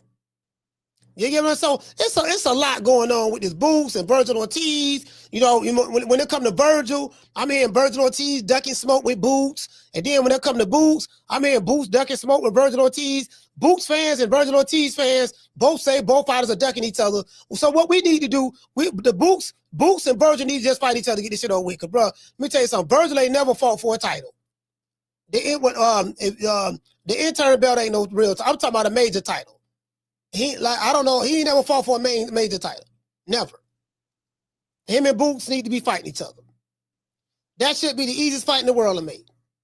That's the next big fight at 154. And Boots ain't gonna fight a champion up there. If he ain't gonna fight Fedora or the dude what the dude name, Bakram or whatever, then the fight to make is that. The fight to make is that. That's the fight to make. You know, both sides saying this side ducking, that side ducking, all that shit there. Anyway, I don't give a damn. Caller, what's your name? Where you calling from? Jerry from Baltimore. Jerry in Baltimore. I agree with the caller a couple calls ago about to talk about who Boots hasn't fought. And yeah, he deserves some criticism at this point in his career. But very little talk about all the fighters that, like the guy said, that flat out have said they won't fight him, which includes Danny Garcia. Now, Danny's retired. Now we know that, but he was active at welterweight. He said flat out. Sean Porter said the same thing. I heard Bud Crawford say the same thing. In addition to other fighters, like he said, he's not going to fight Keith Thurman. What does that have to do with now? We're talking about right now, though. What's up with now? Well, right now the only fight really for him, and it's a fabulous matchup, is Virgil Ortiz. But as you just stated, Virgil's never won a title. Oscar De La Hoya, he's never even fought for it. He's done a terrible job with him. Now, that's a splendid fight, but how much credit is he going to get for fighting him? And I would also add that typically what I've seen in boxing, at least how it used to be, not really what you said, that you move up and fight for the championship. Usually fighters are given at least one fight to acclimate to a new weight division. Now, he's been big at welterweight, so maybe it shouldn't be applicate to hit Boots as much as it would some other fighters, because he's basically been a junior middleweight, and I get that. But you see what I'm saying? The pickings are slim. PBC is not going to put Fondor, very likely, or any of the guys there at 54 against him, so his pickings are kind of slim. It's like fight Virgil, which might be the toughest fight at 54, minus Fundora, for no title, or, what's the option? All right, so these are the options. Terrence Crawford is gone, so he's not there. So we have Virgil Ortiz, we have Madrimov, who doesn't have a belt. Virgil Ortiz doesn't have a belt. We have Bakhram Mataliev, who pretty much beat the brakes off of Tim Tszyu. And when he was the underdog, Bakhram was the underdog. We got Sebastian Fundora with 2 belts, and we have a vacant WBA belt, which is vacated by Terrence Crawford because he's fighting Canelo Alvarez. We have Sergey Boychuk at number 6, Tim Tszyu at number 7, which he's going to fall out of the top 10, Erickson Lubin, Jesus Alejandro Ramos, and Jorge Garcia Perez. So he can fight either Fundora, he can fight Bakhram Matalev. He's very easy guy to make a fight with. Turki Alashikh said, don't nobody want to fight him. Virgil Ortiz, he can go there. So he got several options here. It's up to him because, I know that he's Roy Jones 2.0, according to what they're saying. So it should be very easy for him to get these guys in the ring if he want to fight them. Well, maybe, but I don't think Fundora is an easy option. The PBC hasn't shown any interest in doing business with Boots in it. So it's easy to throw Fundora's name out there because he's the champion in the division. But the reality of that fight, I've never heard Fundora mention Boots, and it's not, of course, Boots just moved up there, but I'm willing to see how it goes because, at least for me, the guy that beat Tszyu, that knocked Tszyu out, does he have a title? Yes, he has the IBF. IBF, yeah. Who's his promoter? I don't know. It doesn't matter. He's with Turki Alashikh. So with Turki Alashikh involved, and then with Sebastian, PBC works with Turki Alashikh now. So that's their partner. The PBC is partnered up with Turki Alashikh. So even the Sebastian Fundora fight should not be hard to make because of the PBC connection with Turki Alashikh. That won't be hard to make neither. Well, I guess we'll see. All right. Well, shout out to Jared. Yeah, like I said, yeah. With Turki Alashikh, all things are possible. Well, no, that's what I like about Turki Alashikh. We don't have to worry about no wrong sides of the street. We ain't got to worry about no, oh man, I'm the A side. We ain't got to worry about call out. We ain't got to worry about you on the wrong, so you signed with the wrong promotional company, kid. We ain't got to worry about none of that. All it is, do you want to fight? Yeah. Do you want to fight? Yeah. This how much I'm going to pay you? This how much I'm going to pay you. Sign the contract. Let's throw hands. True. That's all. That's it. We don't care nothing about your Lambos with thigh doors. We don't care nothing about how many YouTube channels cap for you because the dads want you to talk good about their son or whoever. We don't care nothing about as you flying around the world in private jets. We don't care nothing about if you want 2 Ferraris just to think about it. My nigga, look, we got a pair of gloves. We got this much amount of money that we willing to pay you 2-3 times more than what you ever made in your life, but you gonna fight who we want you to fight. My nigga, what you want to do?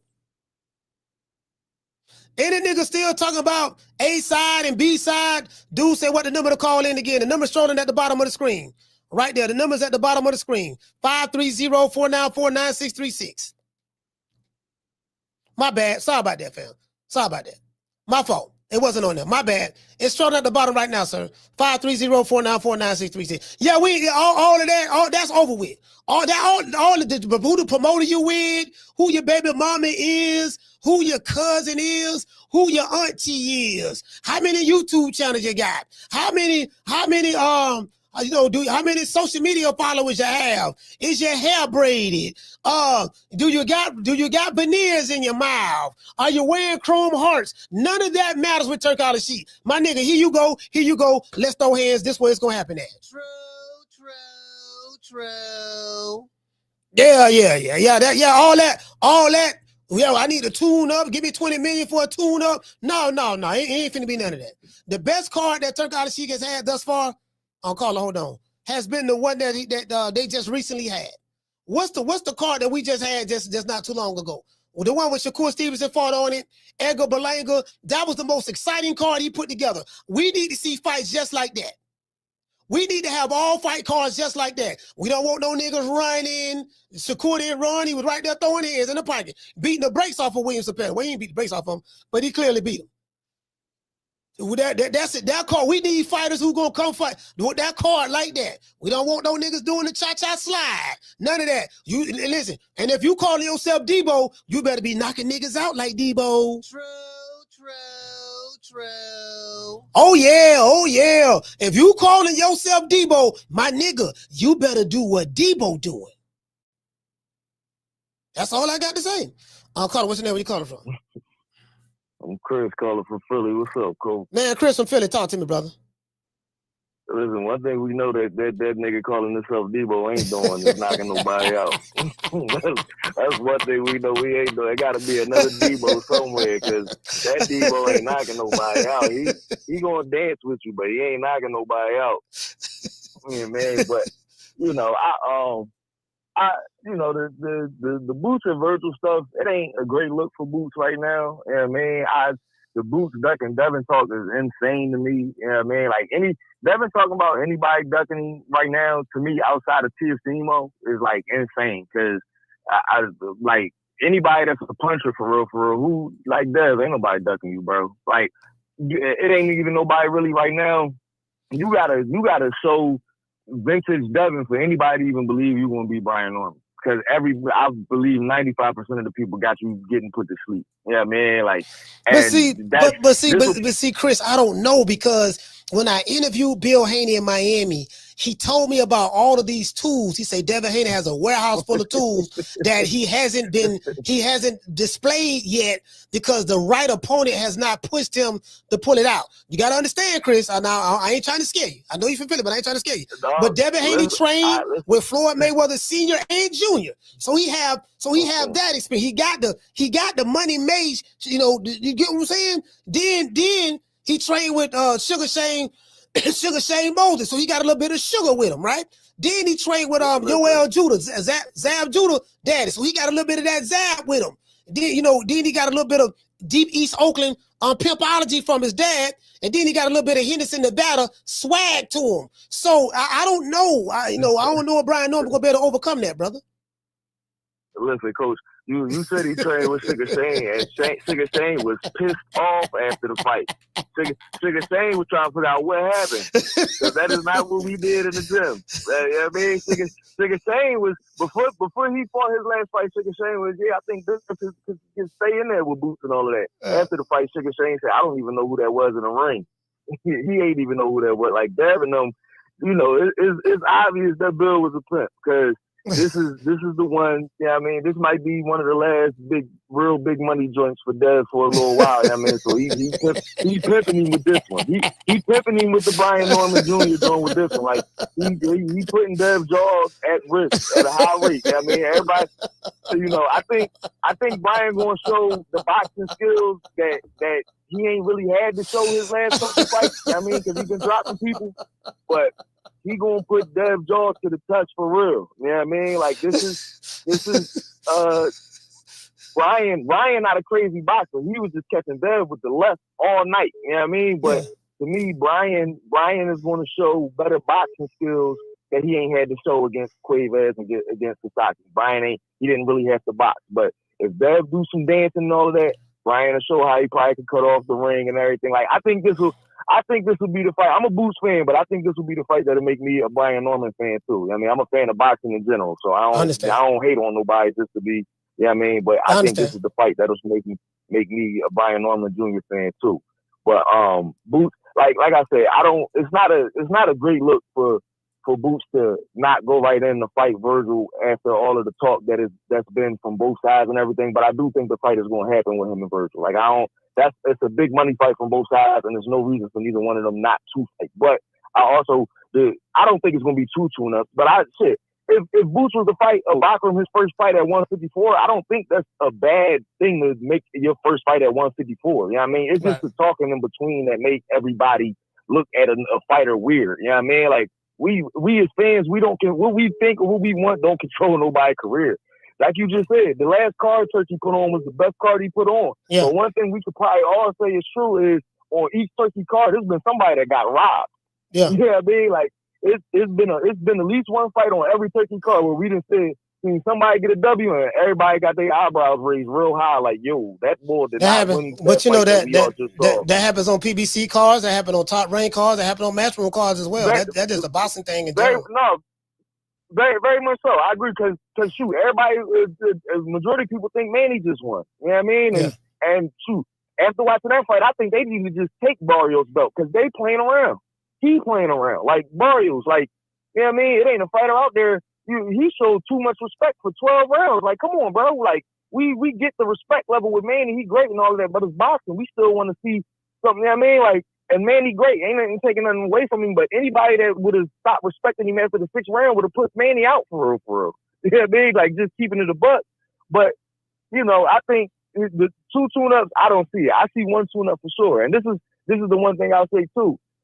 With boxing, when fans get the information is crazy because that dictates, you know, what they're going to feel about a fighter. It's an interview Bozy put out a month and a half ago. It's not a major platform, but he said when they go to 154, the first thing they're going to do is test the waters. You know what I mean? Like that, it's an interview that was put out a month and a half ago. I'll find the link. What's the name? You know what I mean? I'm going to hurry up and get off. You know what I mean? But, you know, it's going to be what it's going to be. The Virgil Boots fight going to happen, and ain't nobody ducking there because he damn sure ain't Debo. All right, salute, fam.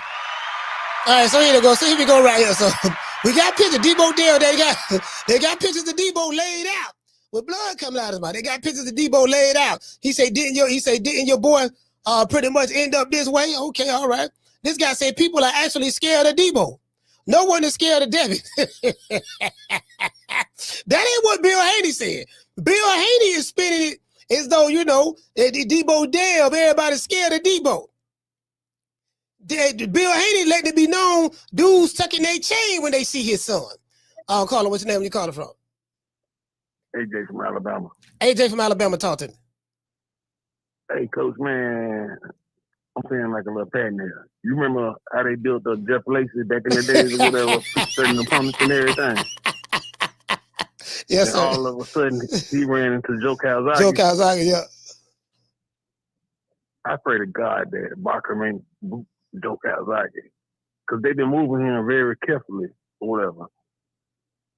Talking about He Boots? jumped up to 154 or whatever. I ain't gonna say that he ducked or nothing like that or whatever. Yeah. The Virgil thing going on or whatever. But I just pray to God that not Joe Calzaghe, but Barker's gonna be his Joe Calzaghe, man. But shout out to True Media, shout out to you, man. Hey, keep it up, man. Hey, shout out to AJ, man. Alabama, stand up, sir. Shout out to AJ, man. Hey, look here. Shout out to New Country. Real talk, come back. Hey, look here, man. All I'm saying. All I'm saying is this here. All I'm saying is this here. Man, here come Debo. Hold on. This what I see. Now again, Bill Haney has a point. Bill Haney might have a point. He say niggas tucking their chain. You know, they moving out of weight divisions when he found out he coming. This guy say, he say, Bill, he said, I just snotted me a hot chocolate. Debo fucking Haney. Whoa, my God.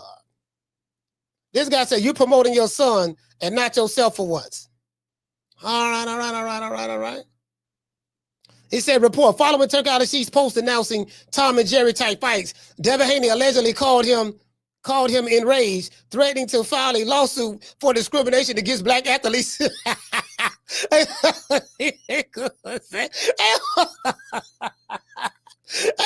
ain't gonna lie. He claiming the post was a direct shot at his fighting style. Who did this?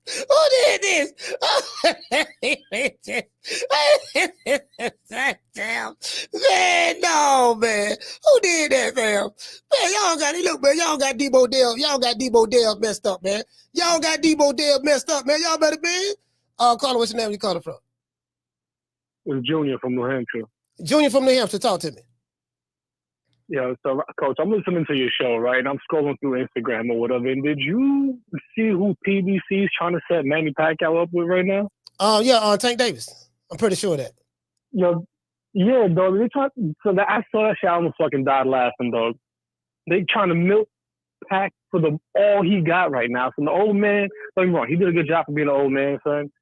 But goddamn, son. You're gonna have Tank. Tank's gonna hurt this dude. I'm not a Tank fan either, son. So I'm not trying to come across like I'm some kind of Tank hype man or nothing like that. No, but you know what though? Hey, Junior, check this out. mean, I said this earlier this What's week. up? I think I said it Monday or last week. I said I said it on Monday show. And I'm gonna pull it up. I say, look, man, I'm gonna tell y'all something. That Manny Pacquiao fight and Mario Barrios went to a draw. And I said it on Monday show. I said, I'm gonna tell y'all who the PBC who Manny Pacquiao gonna fight next. I said he gonna fight Tank Davis. Like you see that coming a mile away. You see that coming a mile away. They gonna set that up, and that's what it's gonna be. I hope I'm wrong. I hope I'm wrong though. So I hope you're wrong too, man. You know what I'm saying? Because like, don't get me wrong. Like I said, I'm not a Tank fan or nothing like that, dog. I'm not a big fan of anything about him. You know what I'm saying? Fight style, nothing like that. But dog, he would hurt Manny Pacquiao. This ain't young Manny who's hopping around the ring, you know, quick, and he's quick for an old man, son. But he's not like, dog. He needs to hang it up. So you know what I mean? But I was just calling to see if you saw. They literally just posted this on Instagram like maybe 5 minutes ago or something like that when I first started trying to call the show. Yes, sir. You know what I mean? Yeah, I'm not surprised about that. Though, but you have a good one, Coach. Hey, I'm you gonna too, keep man. listening to your show, man. Hey, shout out to Junior, man. New Hampshire stand up. Thank you, brother. Hey, you know what? Yeah, I'm not surprised about that. Yeah, Tank. Hey, but that's gonna be easy fight. This ball been taking the easy matches. Fight another ball. Boy, they do that, boy. That's a lay. Hey, that's a layup for Tank. You know, hey, you trying to told Al, hey, look here, baby boy, check this out, Tank, boy. I got something for you, boy. Yeah, man, what you got, man? Yeah, we ain't got to worry about that Lamont Rose fight. We ain't got to worry about that. You know what I mean? He really won the first fight. Don't worry about it. Listen, I got something for you, boy. What's that? I got Manny Pacquiao. Yeah, 75-year-old Manny Pacquiao who fought to a draw to Mario Barrios. You know, Mario Barrios, the dude that you stopped TKO. Yeah, I remember him. Yeah, don't even worry about it, dog. I got you, baby boy. We gonna put it on because I heard the pay-per-view went quadruple plastic. I heard the pay-per-view with Mario Barrios and Manny Pacquiao went quadruple wood. I heard it did less than 100,000 pay-per-view buys. That's what I heard. Yeah, I don't know how true that is now, but it didn't break the bank. I heard it went quadruple wood. You know what I mean? 10 times plastic. That right there get the Tank Mania ass hyped up. Ooh, nigga, we got Pacquiao. Nigga, we got Tank for the fight Pacquiao. Nigga, boy, I'm trying to tell you, boy, Pacquiao a legend. I said, yeah, he a legend. He's an old, washed up legend. You know, when they talk about Manny Pacquiao, I'm like, dude, the man old and washed up. He way past his prime, elite era. That's over with, fam. Mario Barrios was supposed to slap Manny Pacquiao. Mario Barrios was supposed to slap Manny Pacquiao, man. Big as Mario Barrios is. You got a Manny Pacquiao just coming out the old folks' home. His face even look real old. Come on, fam. How the hell you go 12 rounds with damn Manny Pacquiao? Well, you know, I guess I gotta be like everybody else and saying Al Heyman. That man, hey, look here. Hey, yeah, Al. That's it. Al got it set up now. Al got it set up. I'm sorry? 160 is my weight division. I want to unify. I want to get Golovkin in the ring. I want to bring him to Houston. You know what I'm saying? I want to get Canelo out here to Houston. If they really to come down to 160, this is my weight division. Nigga gonna put goddamn listen, but this hey packet Manny boy, we need you, boy. We need you. Yeah, Al, what's going on? What's going on? We need you, boy. Listen, I need about $40 million. Don't worry about it, baby boy. I got you. I mean, you're gonna get the 40 mil on the back end. This is what we gonna do now on the low. I need you to do it solid. Look here, baby boy. I'm gonna give you $1 million. I'm gonna give you $1 million. $1 million. What I'm gonna do with that? Don't worry, Manny. Don't worry. Listen, do you trust me? Do you trust me, baby? Do you trust me? Listen, I'm Al Heyman. I'm in high right now, but I'm Al Heyman. Look, don't worry about it, baby boy. Look, check it out though. Listen. You're going to get the 40 million, right? I'm going to give you $1 million as a down payment. That's going to be your guarantee. And I'm going to give you the other 39 million on the back end. You get what I'm saying? Yeah, Albert, you still owe me for the last pay-per-view fight. But listen, I told you I got your money I got it in junk bonds. Listen, man, you got a whole lot of money. No, man, I'm going broke. I need it right now. Listen, your money there, it's in the stock market. I got it in junk bonds. Don't worry about it. We're going to be able to draw off your money. We're going to be able to draw off your money at the end of the year. I'm doing this for you. I'm looking out for you. You get what I'm saying? The junk bonds is doing well. It's kind of up and down and, Trump with the tariffs and stuff, but it's kind of up and down. Don't worry about it, baby boy. I got you. But I need you to do me a solid on this. I'm going to give you $1 million. I'm going to give you a quick $1 million right now, guarantee. The other 39 million you're going to get on the back end. True. Motherfucking, hey, CJ, goddamn back end promotions. No, dog. Listen, I ain't doing no back end. I need front end. I don't want a back end contract. I want a front end contract. Look here, baby boy. I need 10 mil. All right, this is what we're gonna do, coach. We're gonna give you $500,000 right now. You're gonna get the other 9.5 on the back end. No, I tell you what, why don't you give me the 9.5 right now and you can give me the $500,000 on the back end? True.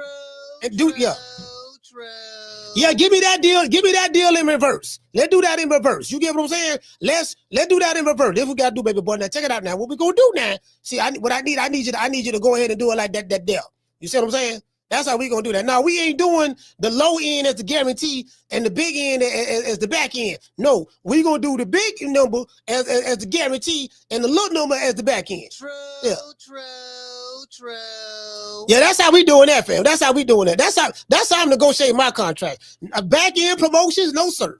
No sir, no back end promotions. We ain't doing that. Now I'm good, baby boy. I'm good. Yeah, now see we got to do now. See, we got your money. See, you got to understand. See, you don't know nothing about business. So says a nigga. So says a nigga who's sitting down. So says a nigga who's sitting down. Playing video games all day. Hey, you get what I'm saying? So says a nigga that you get playing video games all day. You know what? I remember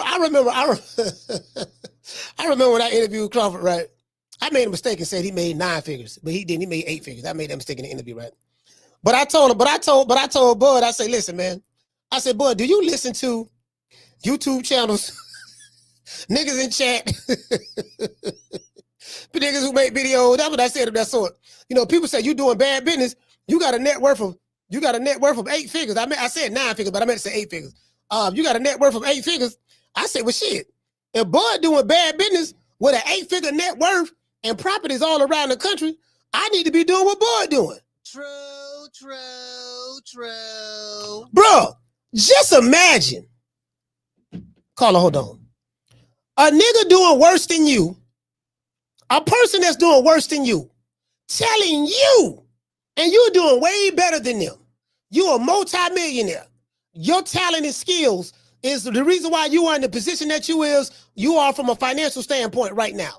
Just imagine somebody who broke on welfare with a fixed income, collecting Social Security checks, waiting on Google AdSense to hit their account between the 21st and the 26th of the month here in America, telling a multi-millionaire who got an 8-figure net worth that he doing bad business.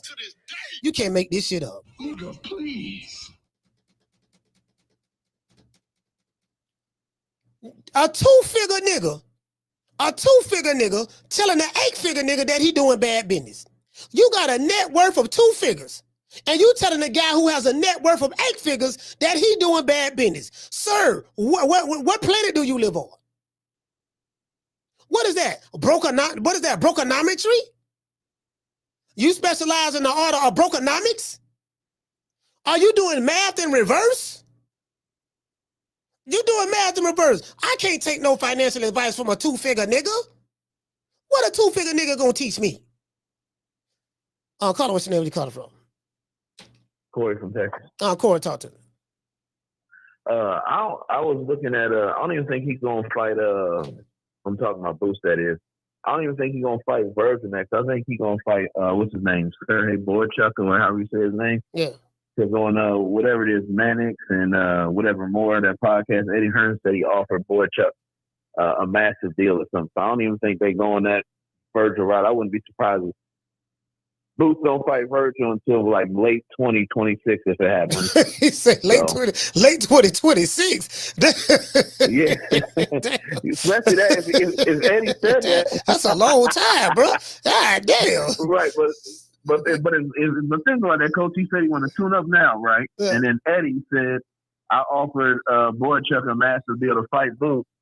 Then I'm like, okay, he gonna go tune up. He gonna go Boychuk, and then he'll finally go to Virgil. He probably want to see how he do against Boychuk since Virgil went toe to toe with him. Is what I'm thinking. Yeah. So that's the route I think he going. But I don't know about him being scared to death. Like you said, that one day, none of these guys are scared of each other. And like a Dev need to be more worried about Brian Norman Jr. come November. But that's my call, Coach. All right, salute for him. Hey, hey, nigga, riding this bitch.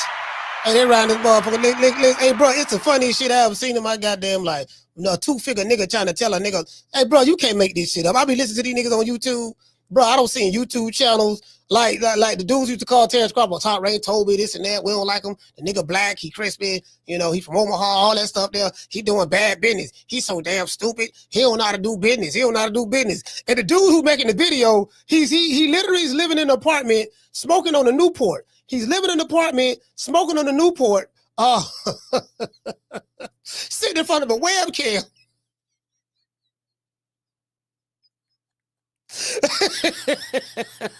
Hey, this Black Panthers, the nigga sit that home. The nigga sit that home, sitting in an apartment, sitting, smoking a Newport. God damn it, now you can smell the smoke through the camera. Looking at a webcam, man, Terrence Crawford stupid. The nigga has about 55 people in the chat. Man, nigga can't draw a crowd. He can't draw flies and shit. But he gonna tell a nigga who got a net worth of 8 figures that he doing bad business. True. Bro, you can't make this up, fam. You know, I ain't got but a GED. Yeah, I tell you, again, I'm not the brightest light bulb in the ceiling. I'm not the sharpest butter knife in the kitchen drawer. But goddamn, brokenomics though, come on, fam. And guess what? They be having heated debates. They be having heated debates about this. 10, 11, 12 hours. Wasting all that energy. 10, 11, 12-hour lives, wasting all that energy, talking about who got what. Nigga, my fighter got more money than your fighter. Nigga, my fighter, bro, listen, you know the crazy part about it? Because these niggas don't go nowhere. Like me, I've been around these fighters. I've been in different cities, different gyms, been around these fighters. And I keep telling these male groupies, dude, you fanned out over this nigga. This man don't even like you. If you a Devin Haney fan, I'm finna tell you something that God love. Y'all get close to the camera. Get close to the camera. Shout out to Markevion Black. Markevion, salute you, fam. Y'all get close to the camera. Y'all get close to the camera. Look to the left. Look to the right. Devin Haney don't like you niggas. True.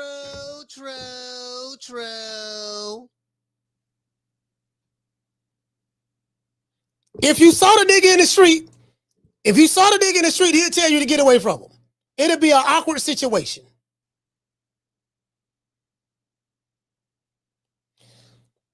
If you saw Tank Davis in the street, he wouldn't even feel comfortable around you. Some of these fighters y'all hyping up. If you saw Shakur in the street, I told y'all, some of these fighters, they act like housewives of Atlanta. They act like some bad bitches in a rap video. Y'all don't talk to these fighters. Y'all be on YouTube listening to daddies and mamas and cousins and sisters and fanned out about your favorite fighter. The nigga don't like you. They look at y'all as male groupies. That's a message to the Tankamaniacs. That's a message to the Haneyacks. That's a message to the Shakur, to the Shakur Stevenson fans. Male groupies. They don't like you niggas. You fighting over a nigga who don't even give 25 fucks about you. He rich, he got his own money, and he looking at you, dog, this nigga on my dick. You all on my nuts. That's how he looking at you, you on his nuts. But you sitting home all day, sitting on that renter center furniture, sitting on that renter center couch, drinking all the kids' cereal, eating all the kids' cereal, all the children's cereal, drinking all the children's juices, drinking all the Kool-Aid. Ain't no sugar in the house. Playing the PS4, 5, 6, or 7, or whatever that's out there. All day. Arguing with a nigga. Matter of fact, hold on. I had to do all boys to the side. Nigga coming, I said, this nigga here must got a motherfucking, like, how he debating? Bro, check this out.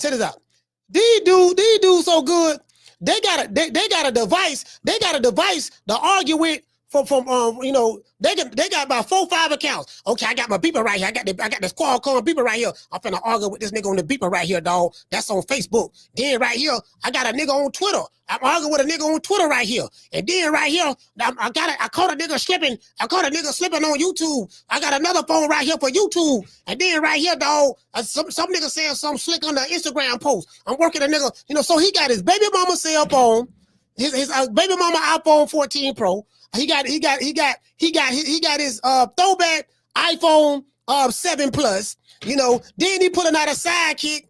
Then he got the beeper right here, Qualcomm beeper. He arguing with a nigga. He got the Qualcomm beeper working on his toes. So the nigga debating the nigga with his toes. Then he got the sidekick on the left hand arguing with a nigga, telling the nigga to drop the addy. Then he got the iPhone 7 Plus on the right hand, telling the nigga he gonna pull up. And then he got the other phone right here on his chin. The nigga typing with his chin. You can't make this up. True.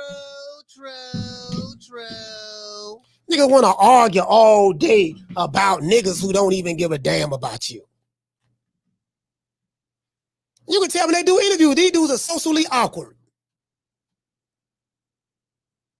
They get that little nervous laugh like Boots do. Like these dudes don't like being around you niggas. They feel uncomfortable around y'all. Literally.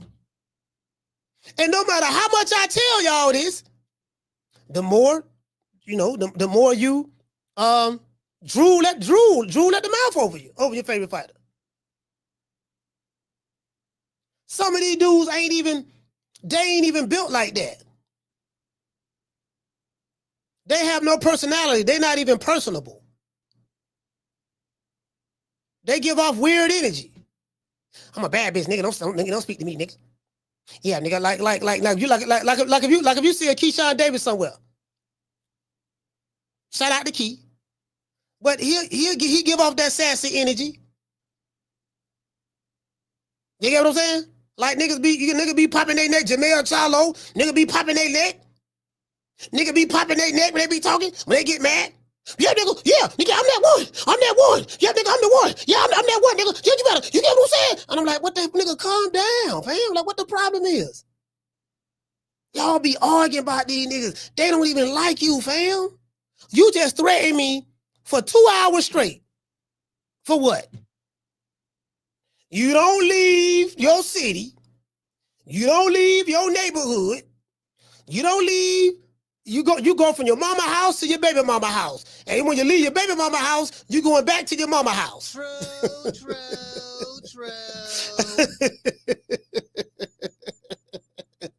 You go back to your mama house. You want to argue. I can't argue with you. You want to argue. I can't argue with you. You mad. Look at you. You mad. I don't get paid to argue with you. Who is you? You ain't nobody. Nigga what I look like argue about another nigga? I'm just saying, well, hey Mason, well, I'm just saying where I'm from. Just think about it. At the end of the day, you got a group of niggas arguing over another nigga. I ain't got that kind of energy, fam. I don't want to argue about your opinion. It's your opinion, sir. But I just never understood for the life of me. Like these niggas talking about, yeah, 60-40, 70-30, 80-20, take whatever we give you. What do you mean take whatever we give you? Who is we? I know you once said, hey, look, if we fight, it's going to be either 70-30, 80-20. Was that? Man, I was. When I said posturing or what was that? When did I say that? You know, that was. Yeah, I said it on my girl Instagram. Yeah. What's God? But I was playing. Hey, man, nobody taking no 80-20, 70-30. Yeah, I was playing. I was like, because I was like, it's gonna be 60-40, and I was like, yeah, he keep playing crazy. It's gonna be 70-30 or 80-20. Yeah. But yeah, I was playing. Like I wasn't serious about that, man. Like, people can't take jokes. Now, Errol Spence said he wasn't serious about it. You know who was serious about it? These niggas online. True. Yeah, man, Errol said we sent them the contract. We sent them the contract. Errol sent them the contract. And boy, Duncan, he would have signed the contract. And you know what I'm saying? Now he fighting Karen. Now he fighting doggone what the dude name is, not Karen Chugga. Now he fighting David Avocado. David Apple Sneezy. He fighting him. And he's, you know, you get what I'm saying? David Avocado, David Apple Sneezy. You know, and all that stuff there. And he ducked Boots and this and that, yada, yada, yada, right? And then they say, you know, Boots fighting David Avocado. Guess what? When Boots fought him, he wasn't Avocado no more. Guess what his name was? David Avanesian. True.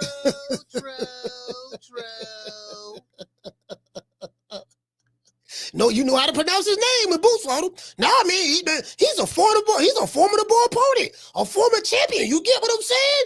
Okay, well, what happened? Yo, the same niggas who was calling him David Avanesian, David Avocado, you know, David Banner, David Applebee's. Them the same niggas, when their favorite fighter fought him, they put some respect on his name. Y'all notice that? They had all the respect in the world for him. All the respect in the world for them when their favorite fighter fought. Nigga, when my name come up, respect it. Let's go. Stop playing with my fucking name. All three of y'all, stop playing with my name. I ain't gonna say it no more. Put some respect on my name. Bro, like, listen, we can't let these niggas forget that, cause y'all must have forgot. I remember, cause I went to war with you niggas online, digitally, of course. I went to war with you niggas online. I remember. I remember, sir. I will not let you niggas remember. Do you remember the time you started cap? You remember the time when you started capping, boy, for your favorite fighter. When we first met, you sent me a gun emoji. You called my show and threatened me. And you told me to go drop the Addy, baby. Do you remember the time? Do you remember? You threatened me about your favorite fighter. You told me to pull up, boy. Niggas sitting there want to argue for 12 hours. What I look like arguing with a nigga for 12 hours about another nigga? We must internalize the flatulation of the matter by transmitting the effervescence of the Indonesian proximity in order to further segregate, to preclude on the issue of world domination would only circumvent circumcise the revelation that reflects the aphrodisiac symptoms which now perpetrates the Jericho's activation. Man, I'm trying to tell you, man, this all day, man. Like, listen. But I ain't gonna say it like niggas say come to Memphis, come to Chicago. Okay, I'm here. What? No, now what? Nigga, come to Memphis.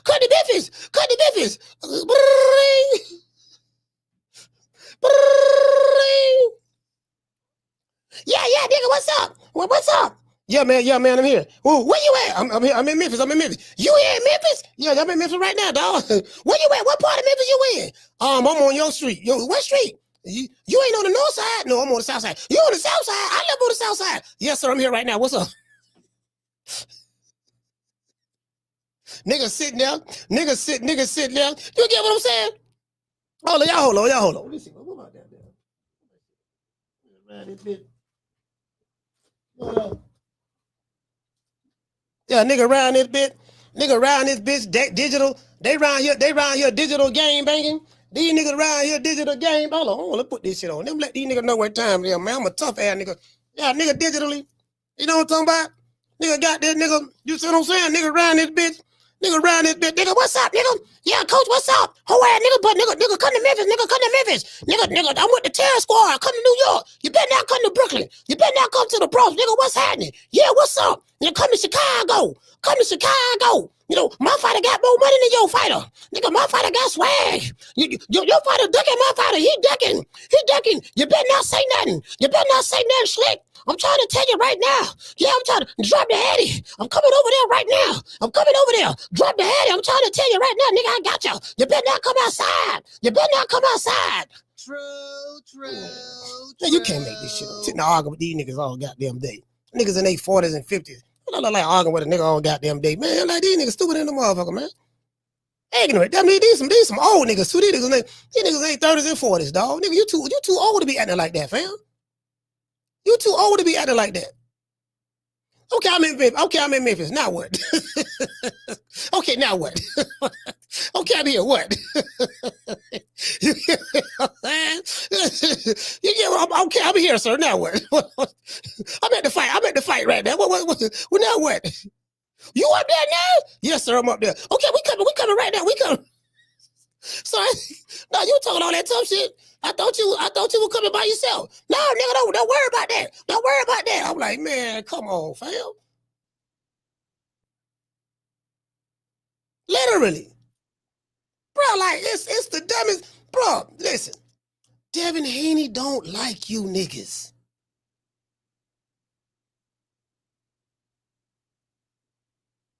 He rich. He can't relate to no niggas from those streets or nothing like that. He's a Henderson, Nevada kid. All this fighting and shit niggas doing and Boots won't even come outside. He be in the gym all the time. You could tell if he looked that awkward in front of a camera, you can just imagine how he'll look in front of some niggas. Yeah, man, you know these niggas, man, you know what I'm saying, man? Yeah, yeah, you know what I'm saying? Yeah, man, you know, yeah, all right, man, yeah, you want to take, okay, yeah, take a picture. All right, cool, all right, man, be easy. And you're going back over there. I've been around fighters who, bro, they very, very comfortable around people. One of the fighters that I can honestly tell you, it's a couple of fighters I can tell you. Listen, hold on. I'm finna tell you right now. It's two black fighters. It's two black fighters I know. I seen them walk amongst the people. No security, no nothing. I don't see them. They walk amongst the people, all that stuff there. The people embrace them. Got a lot of love for them. Terrence Crawford is one. That nigga there, boy. I don't see this nigga in Virginia, Cali, you know, in LA. Seeing videos of nigga being in Houston, Texas by himself. In Dallas by himself. Hell, I was just in Atlanta in Midtown with doggone B. Norman Jr. walking amongst the people like it ain't nothing. You know, I'm just saying, you know, when I'm talking about amongst the people. Some fighters, they don't feel comfortable around the people. That's how you know, that's what I was saying. That's how you know, like, some fighters, they don't feel comfortable around the people. Some fighters do. And one nigga that I just mentioned, he got an 8-figure net worth. And finna get paid like 60, 70 million to fight Canelo in November. He walk around like that. You get what I'm saying? I say, hey, shout out to Ron J. I'm just saying, fam. Some of your favorite fighters, they act like bad bitches. I'm a bad bitch. Why you want to talk to me? Hey, listen, some of your favorite fighters act like this. I'm gonna tell you right now. I ain't gonna say no names. And again, I don't want to throw anybody under the bus, but some of your favorite fighters act like this. Have you ever met a girl that you tried to date, and instead of making love, she wanted you to wait? Remember that song? You got what I need. But you say he's just a friend. Oh, baby, you got what I need. So some of your favorite fighters, you know, you ever been a guy, you seen a nice, lovely young lady you wanted to talk to? You know, she had them Boquisha eyelashes on. She had a nice lake front on her head. You know, she got the baby hairs right there. She got about 7 to 8 baby hairs right there on both sides. Like she got a BBL on one cheek, the other cheek she working on it. Big breasts. You know, she looked like a baddie. Whatever the definition of a model, what a baddie is, right? The Instagram model, right? And you tried to holler at her, and now she broke. She ain't got no money now.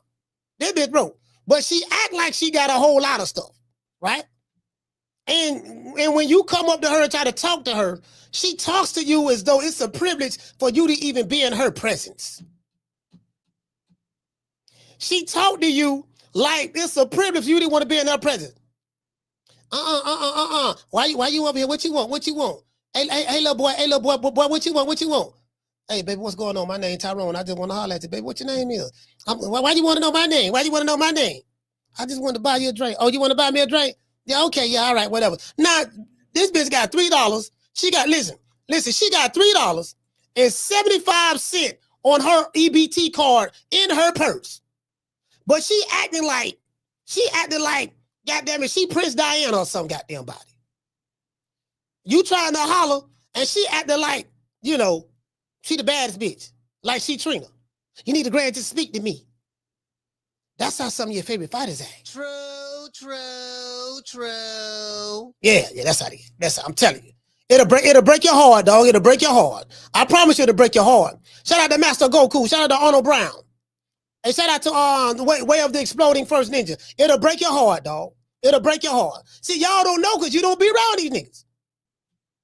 Some of them get to hide behind their daddies. Some of them get to hide behind their managers. Some of them get to hide behind their promoters. So you just see their representatives that come out. So, you know, some of them, you know, you get what I'm saying? Like, y'all don't know this. Because you be online arguing with niggas all goddamn day. And you being influenced by some of your favorite YouTube channels who may be on the take for your favorite fighter. Via through their relative or the father or mother or whoever. You get what I'm saying? I'm just telling you what God loves. You take it how you want to take it. I don't give a damn. I don't pledge allegiance to none of these niggas. I don't pledge allegiance to none of these niggas. I swear to God, I don't, boy. I hold my own nuts. I ain't trying to be down with no niggas. I don't need no new friends. I'm all right. True. To this day. I ain't gonna be, oh man, coach, man, you can't say that, man, because these niggas over here on this channel may be mad, and then them niggas over there, I don't give a fuck. I'm gonna call it the way I goddamn see it, period. You get what I'm saying? I'm team, y'all know me, I'm team fuck the other side. Coach Malachi don't give a damn about the other side at all. If you from South Florida or you from Florida, there's a song, that was put out by a group that Trick Daddy put together that was on this record label called The Dunk Riders. D-U-N-K Riders, right? Spelled with a Y. And in this song, you know, Trick Daddy and Iceberg and the other brother, I forgot the other brother's name. You know, they made it, you know, they were talking about it's a special way they fold a flag and they'll bust your head if it's about that cash. Give me a dicky, I don't need an outfit. A 305 fitted just to match my kicks, cause bitch, I'm live. Fuck the other side. I practice, fuck the other side. We don't kiss no nigga ass. We don't give a fuck how much money a nigga got. I ain't getting none of the money. We don't give a damn how much, what kind of swag the nigga have. I can't pay my bills with swag. We don't care how popular a nigga is. You know what I mean? That's why I was telling y'all earlier in the show. Earlier in the show, you have grassroots followers. You have a grassroots following, and then you have a manufactured following. I told y'all what manufactured is. Manufactured is when you get all the different media outlets on your payroll, and then, you know, you may not get all of them, but you get a good certain number on the payroll, and you get all of them to spit your propaganda that you're feeding to them. You in the background, but you the one feeding. You can tell you're feeding it to them because the propaganda they're spitting is benefiting you. Now, what are the, I know, things that make you go, what are the chances that this YouTube channel, that channel, that channel, that channel, and that channel is all saying the same shit about this guy? Kind of seems like it's been, you know, orchestrated, well put together. Seems mainstream media-ish. Maybe that's why I'm not in the circle. True. Maybe that's why I'm not in the circle. I don't give a fuck about the circle. I ain't trying to fit no nigga circle. No, sir. No, sir. I just call it like a TIS, sir. I just call it like it. That's all I do. Again, I ain't knocking a nigga hustle. Do what you gotta do, baby boy. I am not knocking a nigga hustle. Do what you gotta do. You get what I'm saying? It is what it is. I just, you know, me personally, I ain't going to the party. You did? We must internalize the flatulation of the matter by transmitting the effervescence of the Indonesian proximity in order to further segregate, to preclude on the issue of world domination would only circumvent excuse me, circumcise the revelation that reflects the aphrodisiac symptoms which now perpetrates the Jericho's activation. Hey, somebody say Edgar Malenga paying me. Yeah, he paying me no attention. True. Hey, the Puerto Rican assassin paying me no attention. You know what I'm saying? Shit, hey, so I don't know how true this is now. I don't know how true this is. Now, anytime now, this how you do it. I told y'all what subliminal suggestions is, right? Subliminal suggestions is when you say something like half-heartedly, when you want to get some information out there, you don't come out and say it, but you suggest, you insinuate that that's what it is, that's what's going on or whatever. Kind of like this. Floyd Mayweather said that he came out, him and his father and his uncle, they came out and said Manny Pacquiao was on PEDs. Other, and stuff like that. He was on PEDs. There's no way he could be doing this. Guess what Manny Pacquiao did? Manny Pacquiao sued Floyd Mayweather. Okay, well, if you say I'm on PEDs, I'm finna sue you for defamation. Can you present proof that I'm on this stuff? Guess what happened? Floyd Mayweather sat it out of court and gave Manny Pacquiao some money. True. Now, he didn't insinuate it. They came out and said it. Oh, we just want everybody, we just want everybody to be on an even playing field. We want them to test. We want them to do this. We want them to do that. You know what I mean? Very similar to what's going on today. We just want to make sure that everybody's on an even play. You get what I'm saying? That's all we want. That's all we want. Manny sued their ass. Cause I think his uncle or dad just came out and said some shit. Guess what? Them niggas sucked their tail and paid that man. They don't stand up business and say, yeah, nigga, we got to prove this motherfucker on this shit. Because it's one thing to say some shit, but it's another thing to have proof of what you're saying. You got to back that shit up. Oh, you ain't got no proof? So what are you saying? What are you insinuating? Because all these channels saying the same shit that you saying.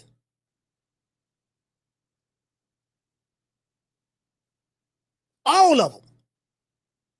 I get the same text messages everybody else get. Well, probably not every, but Y'all, you know I know the game. I know the game. Trust me. I can, my common sense tell me what it is. I ain't got but a GED, but I have a master's degree in common sense. You did? So it is what it is. You know what I mean? I know the game. It is what it is. You know what I mean? Just get your paper, baby boy. Get your paper. You know what I mean? Hey, what'd you say, Dr. Rocco? He said I was suicidal a few months ago. Listening to this every day has saved my life. No joking. Well, for real? Damn, bro. I don't know if you bullshitting or not, but damn, bro. God damn. I didn't know that. Hold on. Dr. Rocco say, what'd you say? Damn. So we all right. Okay. He said, listen to this every day saved my life. No joking. What? I don't know how true that is, but we was able to do that. He say Snack need to sue a few niggas. I mean, but this is the thing though, right?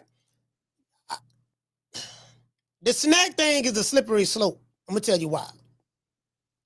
Because Snack is, and Jamal Charlo said, what Jamal Charlo said is true. Even though y'all know I be clowning Jamal Charlo because he be tripping, but what Jamal Charlo said about Snack to this degree is true. Every fighter can potentially be on PEDs. I'm going to tell you what I mean. What Snack does, okay, let's say if you get caught with 100. Again, I don't know medical terms, so y'all got to forgive me. Just follow me. But let's say you get caught with they do a test and you got 100 milligrams of marijuana in your system, 100 milligrams, right? And that test says, okay, and you somebody who have knowledge of the testing, how the testing go. Now, if you take this much, they'll detect it. The test will only detect from 100 milligrams on up. So what we gonna do, we gonna give you some stuff that it only gonna give you 50 milligrams.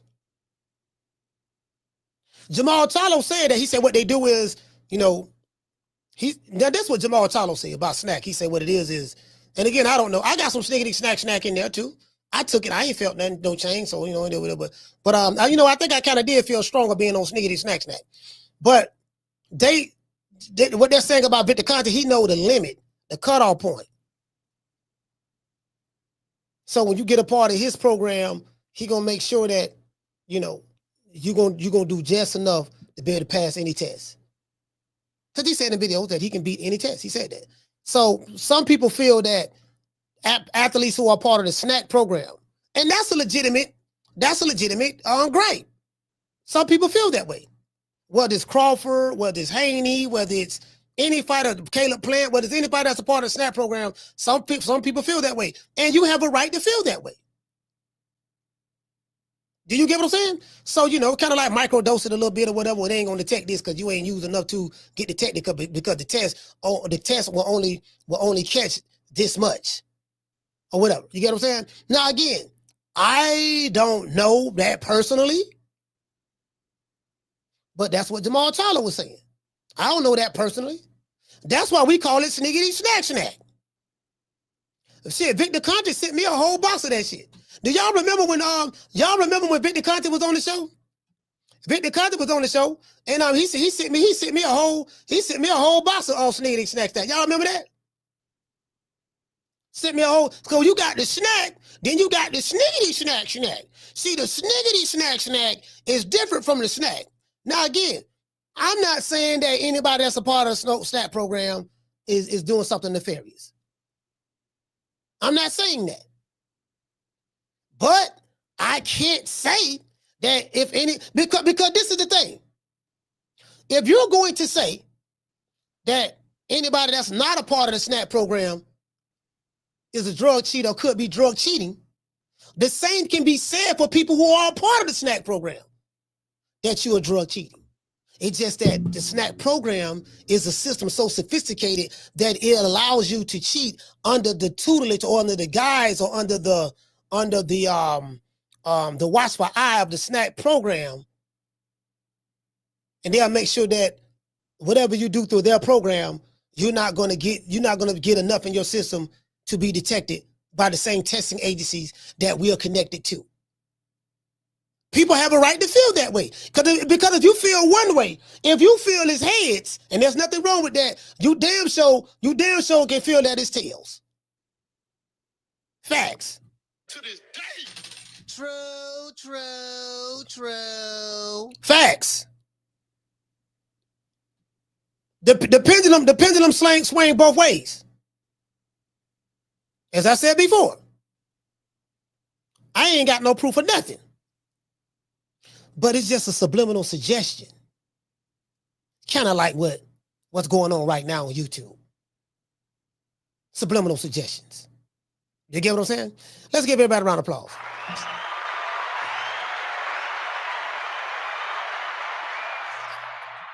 Yeah. You see how we flipped that?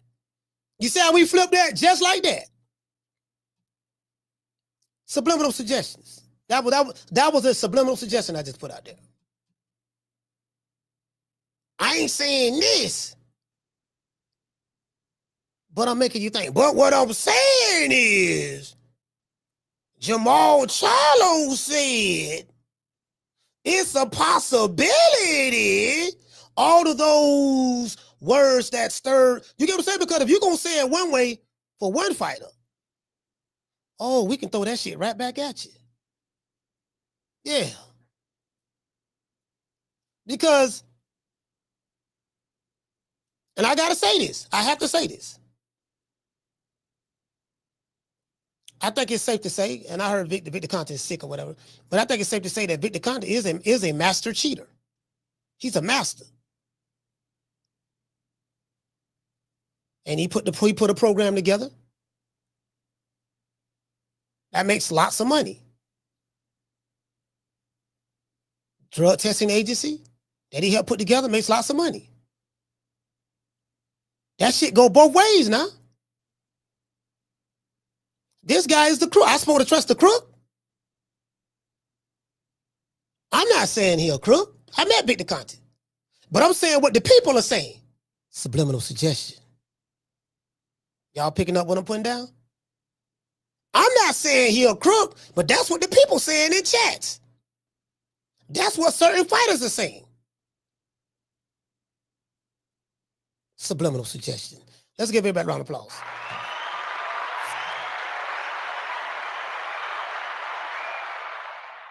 You dig? It's a daddy game. It's a daddy game. The game daddy. I'm gonna give everybody a shout out. Y'all know what time it is, man. Shout out to, I want to dedicate this show to the hood. I want to thank the whole hood who came out here. I love y'all. I did this for the hood. Y'all know I beat that boy. You know what I'm talking about? That's how this game is played on the media circuit. That's how this game is played on the media circuit.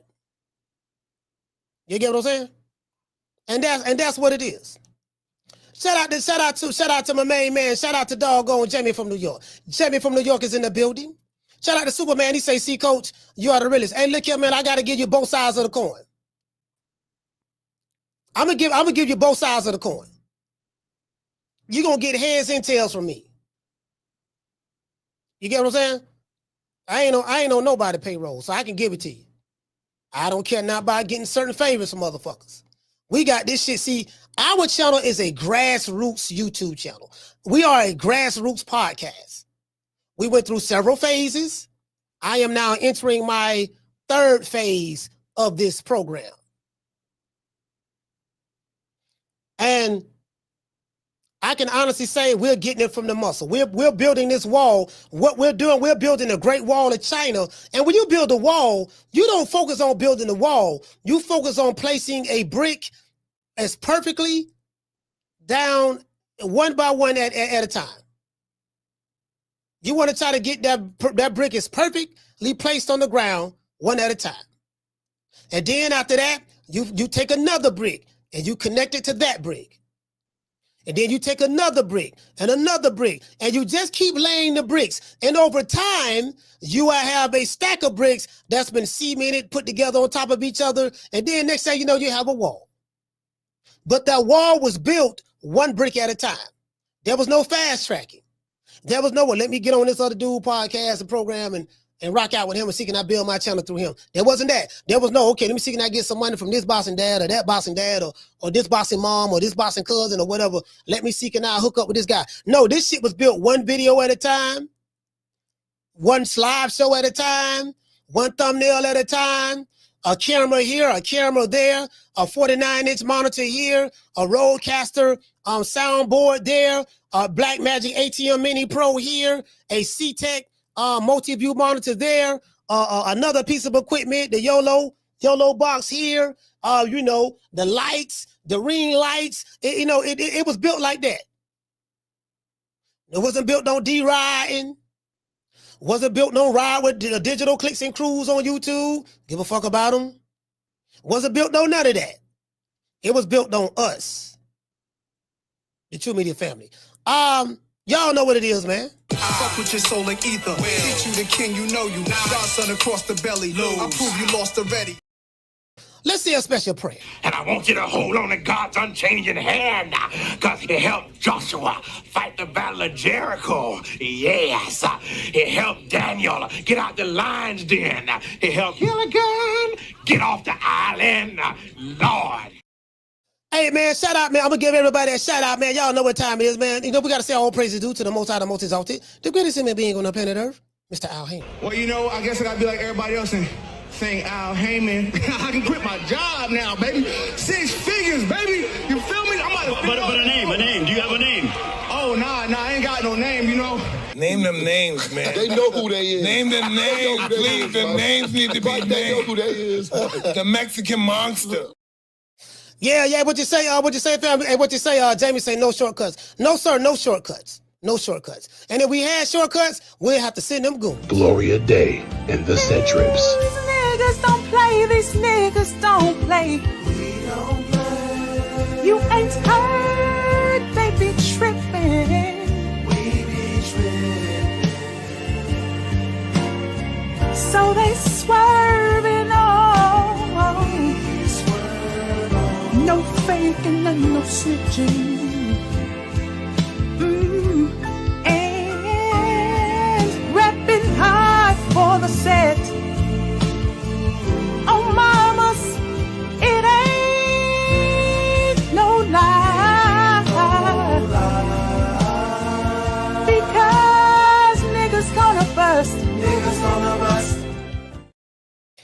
the showdown right now because you know I started editing the Brian Norman Jr. interview, so I was able to edit one video. Remember, we have four cameras for this interview, so I gotta work on the next video with the other camera, and so I put that together to line it up. And you know, editing is something that I despise, but it's a necessary evil. You know what I mean? Like people who shoot, I just want to be able to shoot the content and have my own editor. But you know, right now, and that'll happen.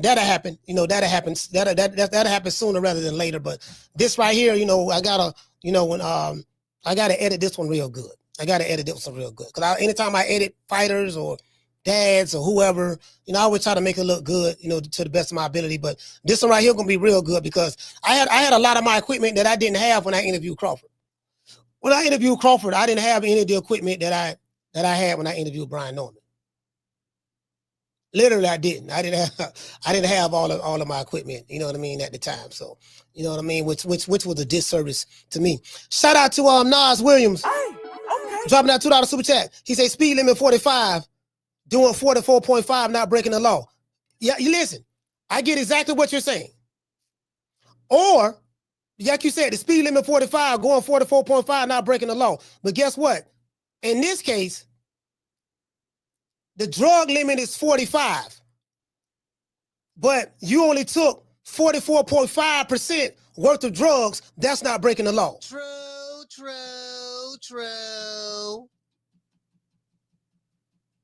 See how I flip that? You're right as it relates to the speed limit, but when it comes to taking drugs, that same rule apply. Well, if you know what, if he tests for the substance 45 and above, then we know, goddamn it, that's what this test is designed to catch anything from this point above. So we gonna make sure that you don't hit this point or above. We gonna make sure you only do 44.5. So you're right about that, sir. Shout out to Jamie. Shout out to Schoolo. Shout out to Trey. Summer in November. And Film by Ali. Shout out to Murder 15. Legacy Mindset. Master Goku. Shout out to Way of the Exploding First Ninja. Shout out to Joseph. Shout out to Trey Son. Shout out to Andy Payne. Salute, brother. Who else we got in the building, man? Who else we got in this BIH? Shout out to the #1 contender. Now, I am the #1 contender. I'm tired of James the Poodle, Grim Reaper, whatever you want to call himself, ducking me. All right, I'm tired of man driving around town in 8 Rolls Royces. He ain't fought nobody. I'm still in a Broham. Yes, sir. It is what it is. In the PSA message to my haters. Let me address something to some of the haters out there about me. Y'all can kiss my ass. Twice. Shout out to Cream Corn. Yep, that's right. I'm running things. Cream corn. That's why they call me that. Smooth. I got more measure for your pleasure. Stick with me, baby. I'll have you farting through silk. And let a nigga mess with me. I'll jump on him. All 93 pounds of pure dynamite.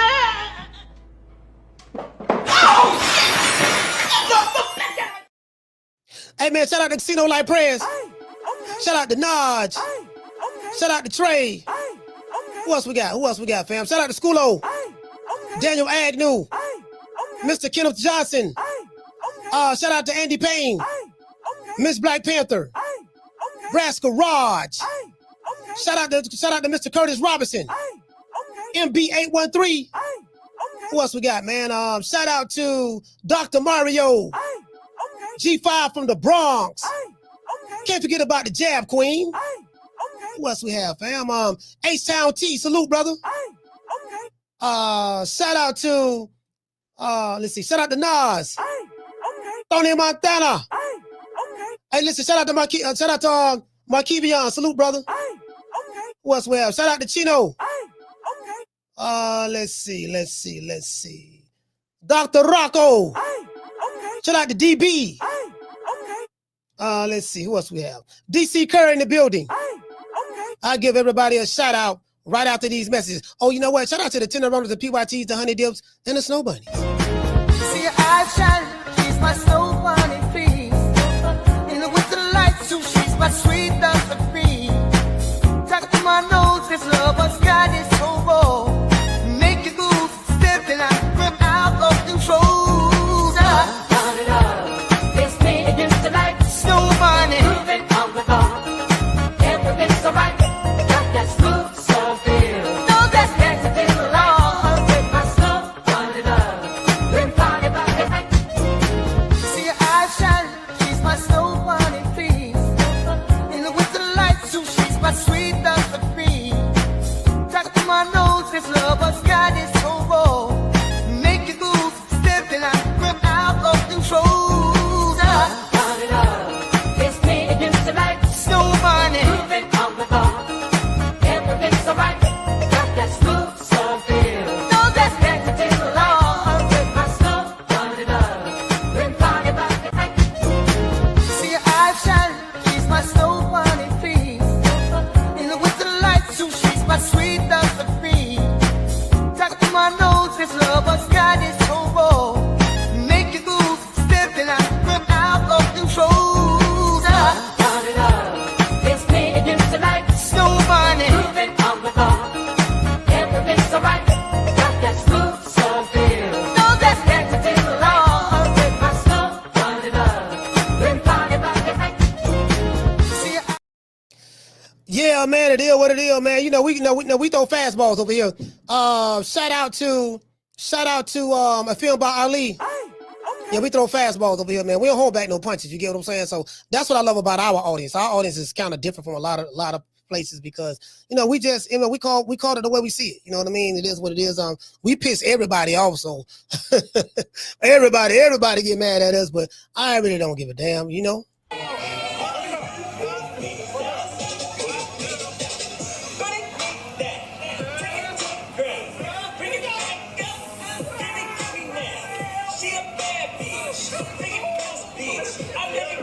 Turn around.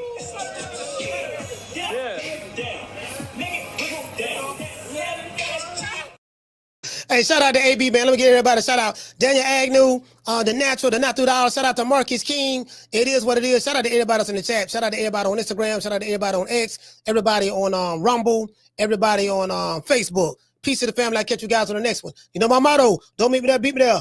Peace. Also, we have another guest coming on tomorrow. I forgot the brother's name. Another fighter. He's 6-0. Tall brother. He's about 6'2". You get what I'm saying? So we're going to have him on tomorrow. I will let you guys know his name. I forgot his name. So I can't remember it offhand. But I'll catch you guys on the next one. Peace. Man, I'm out of here, bro. Let's go. Man, I'm out of here, bro. Let's go.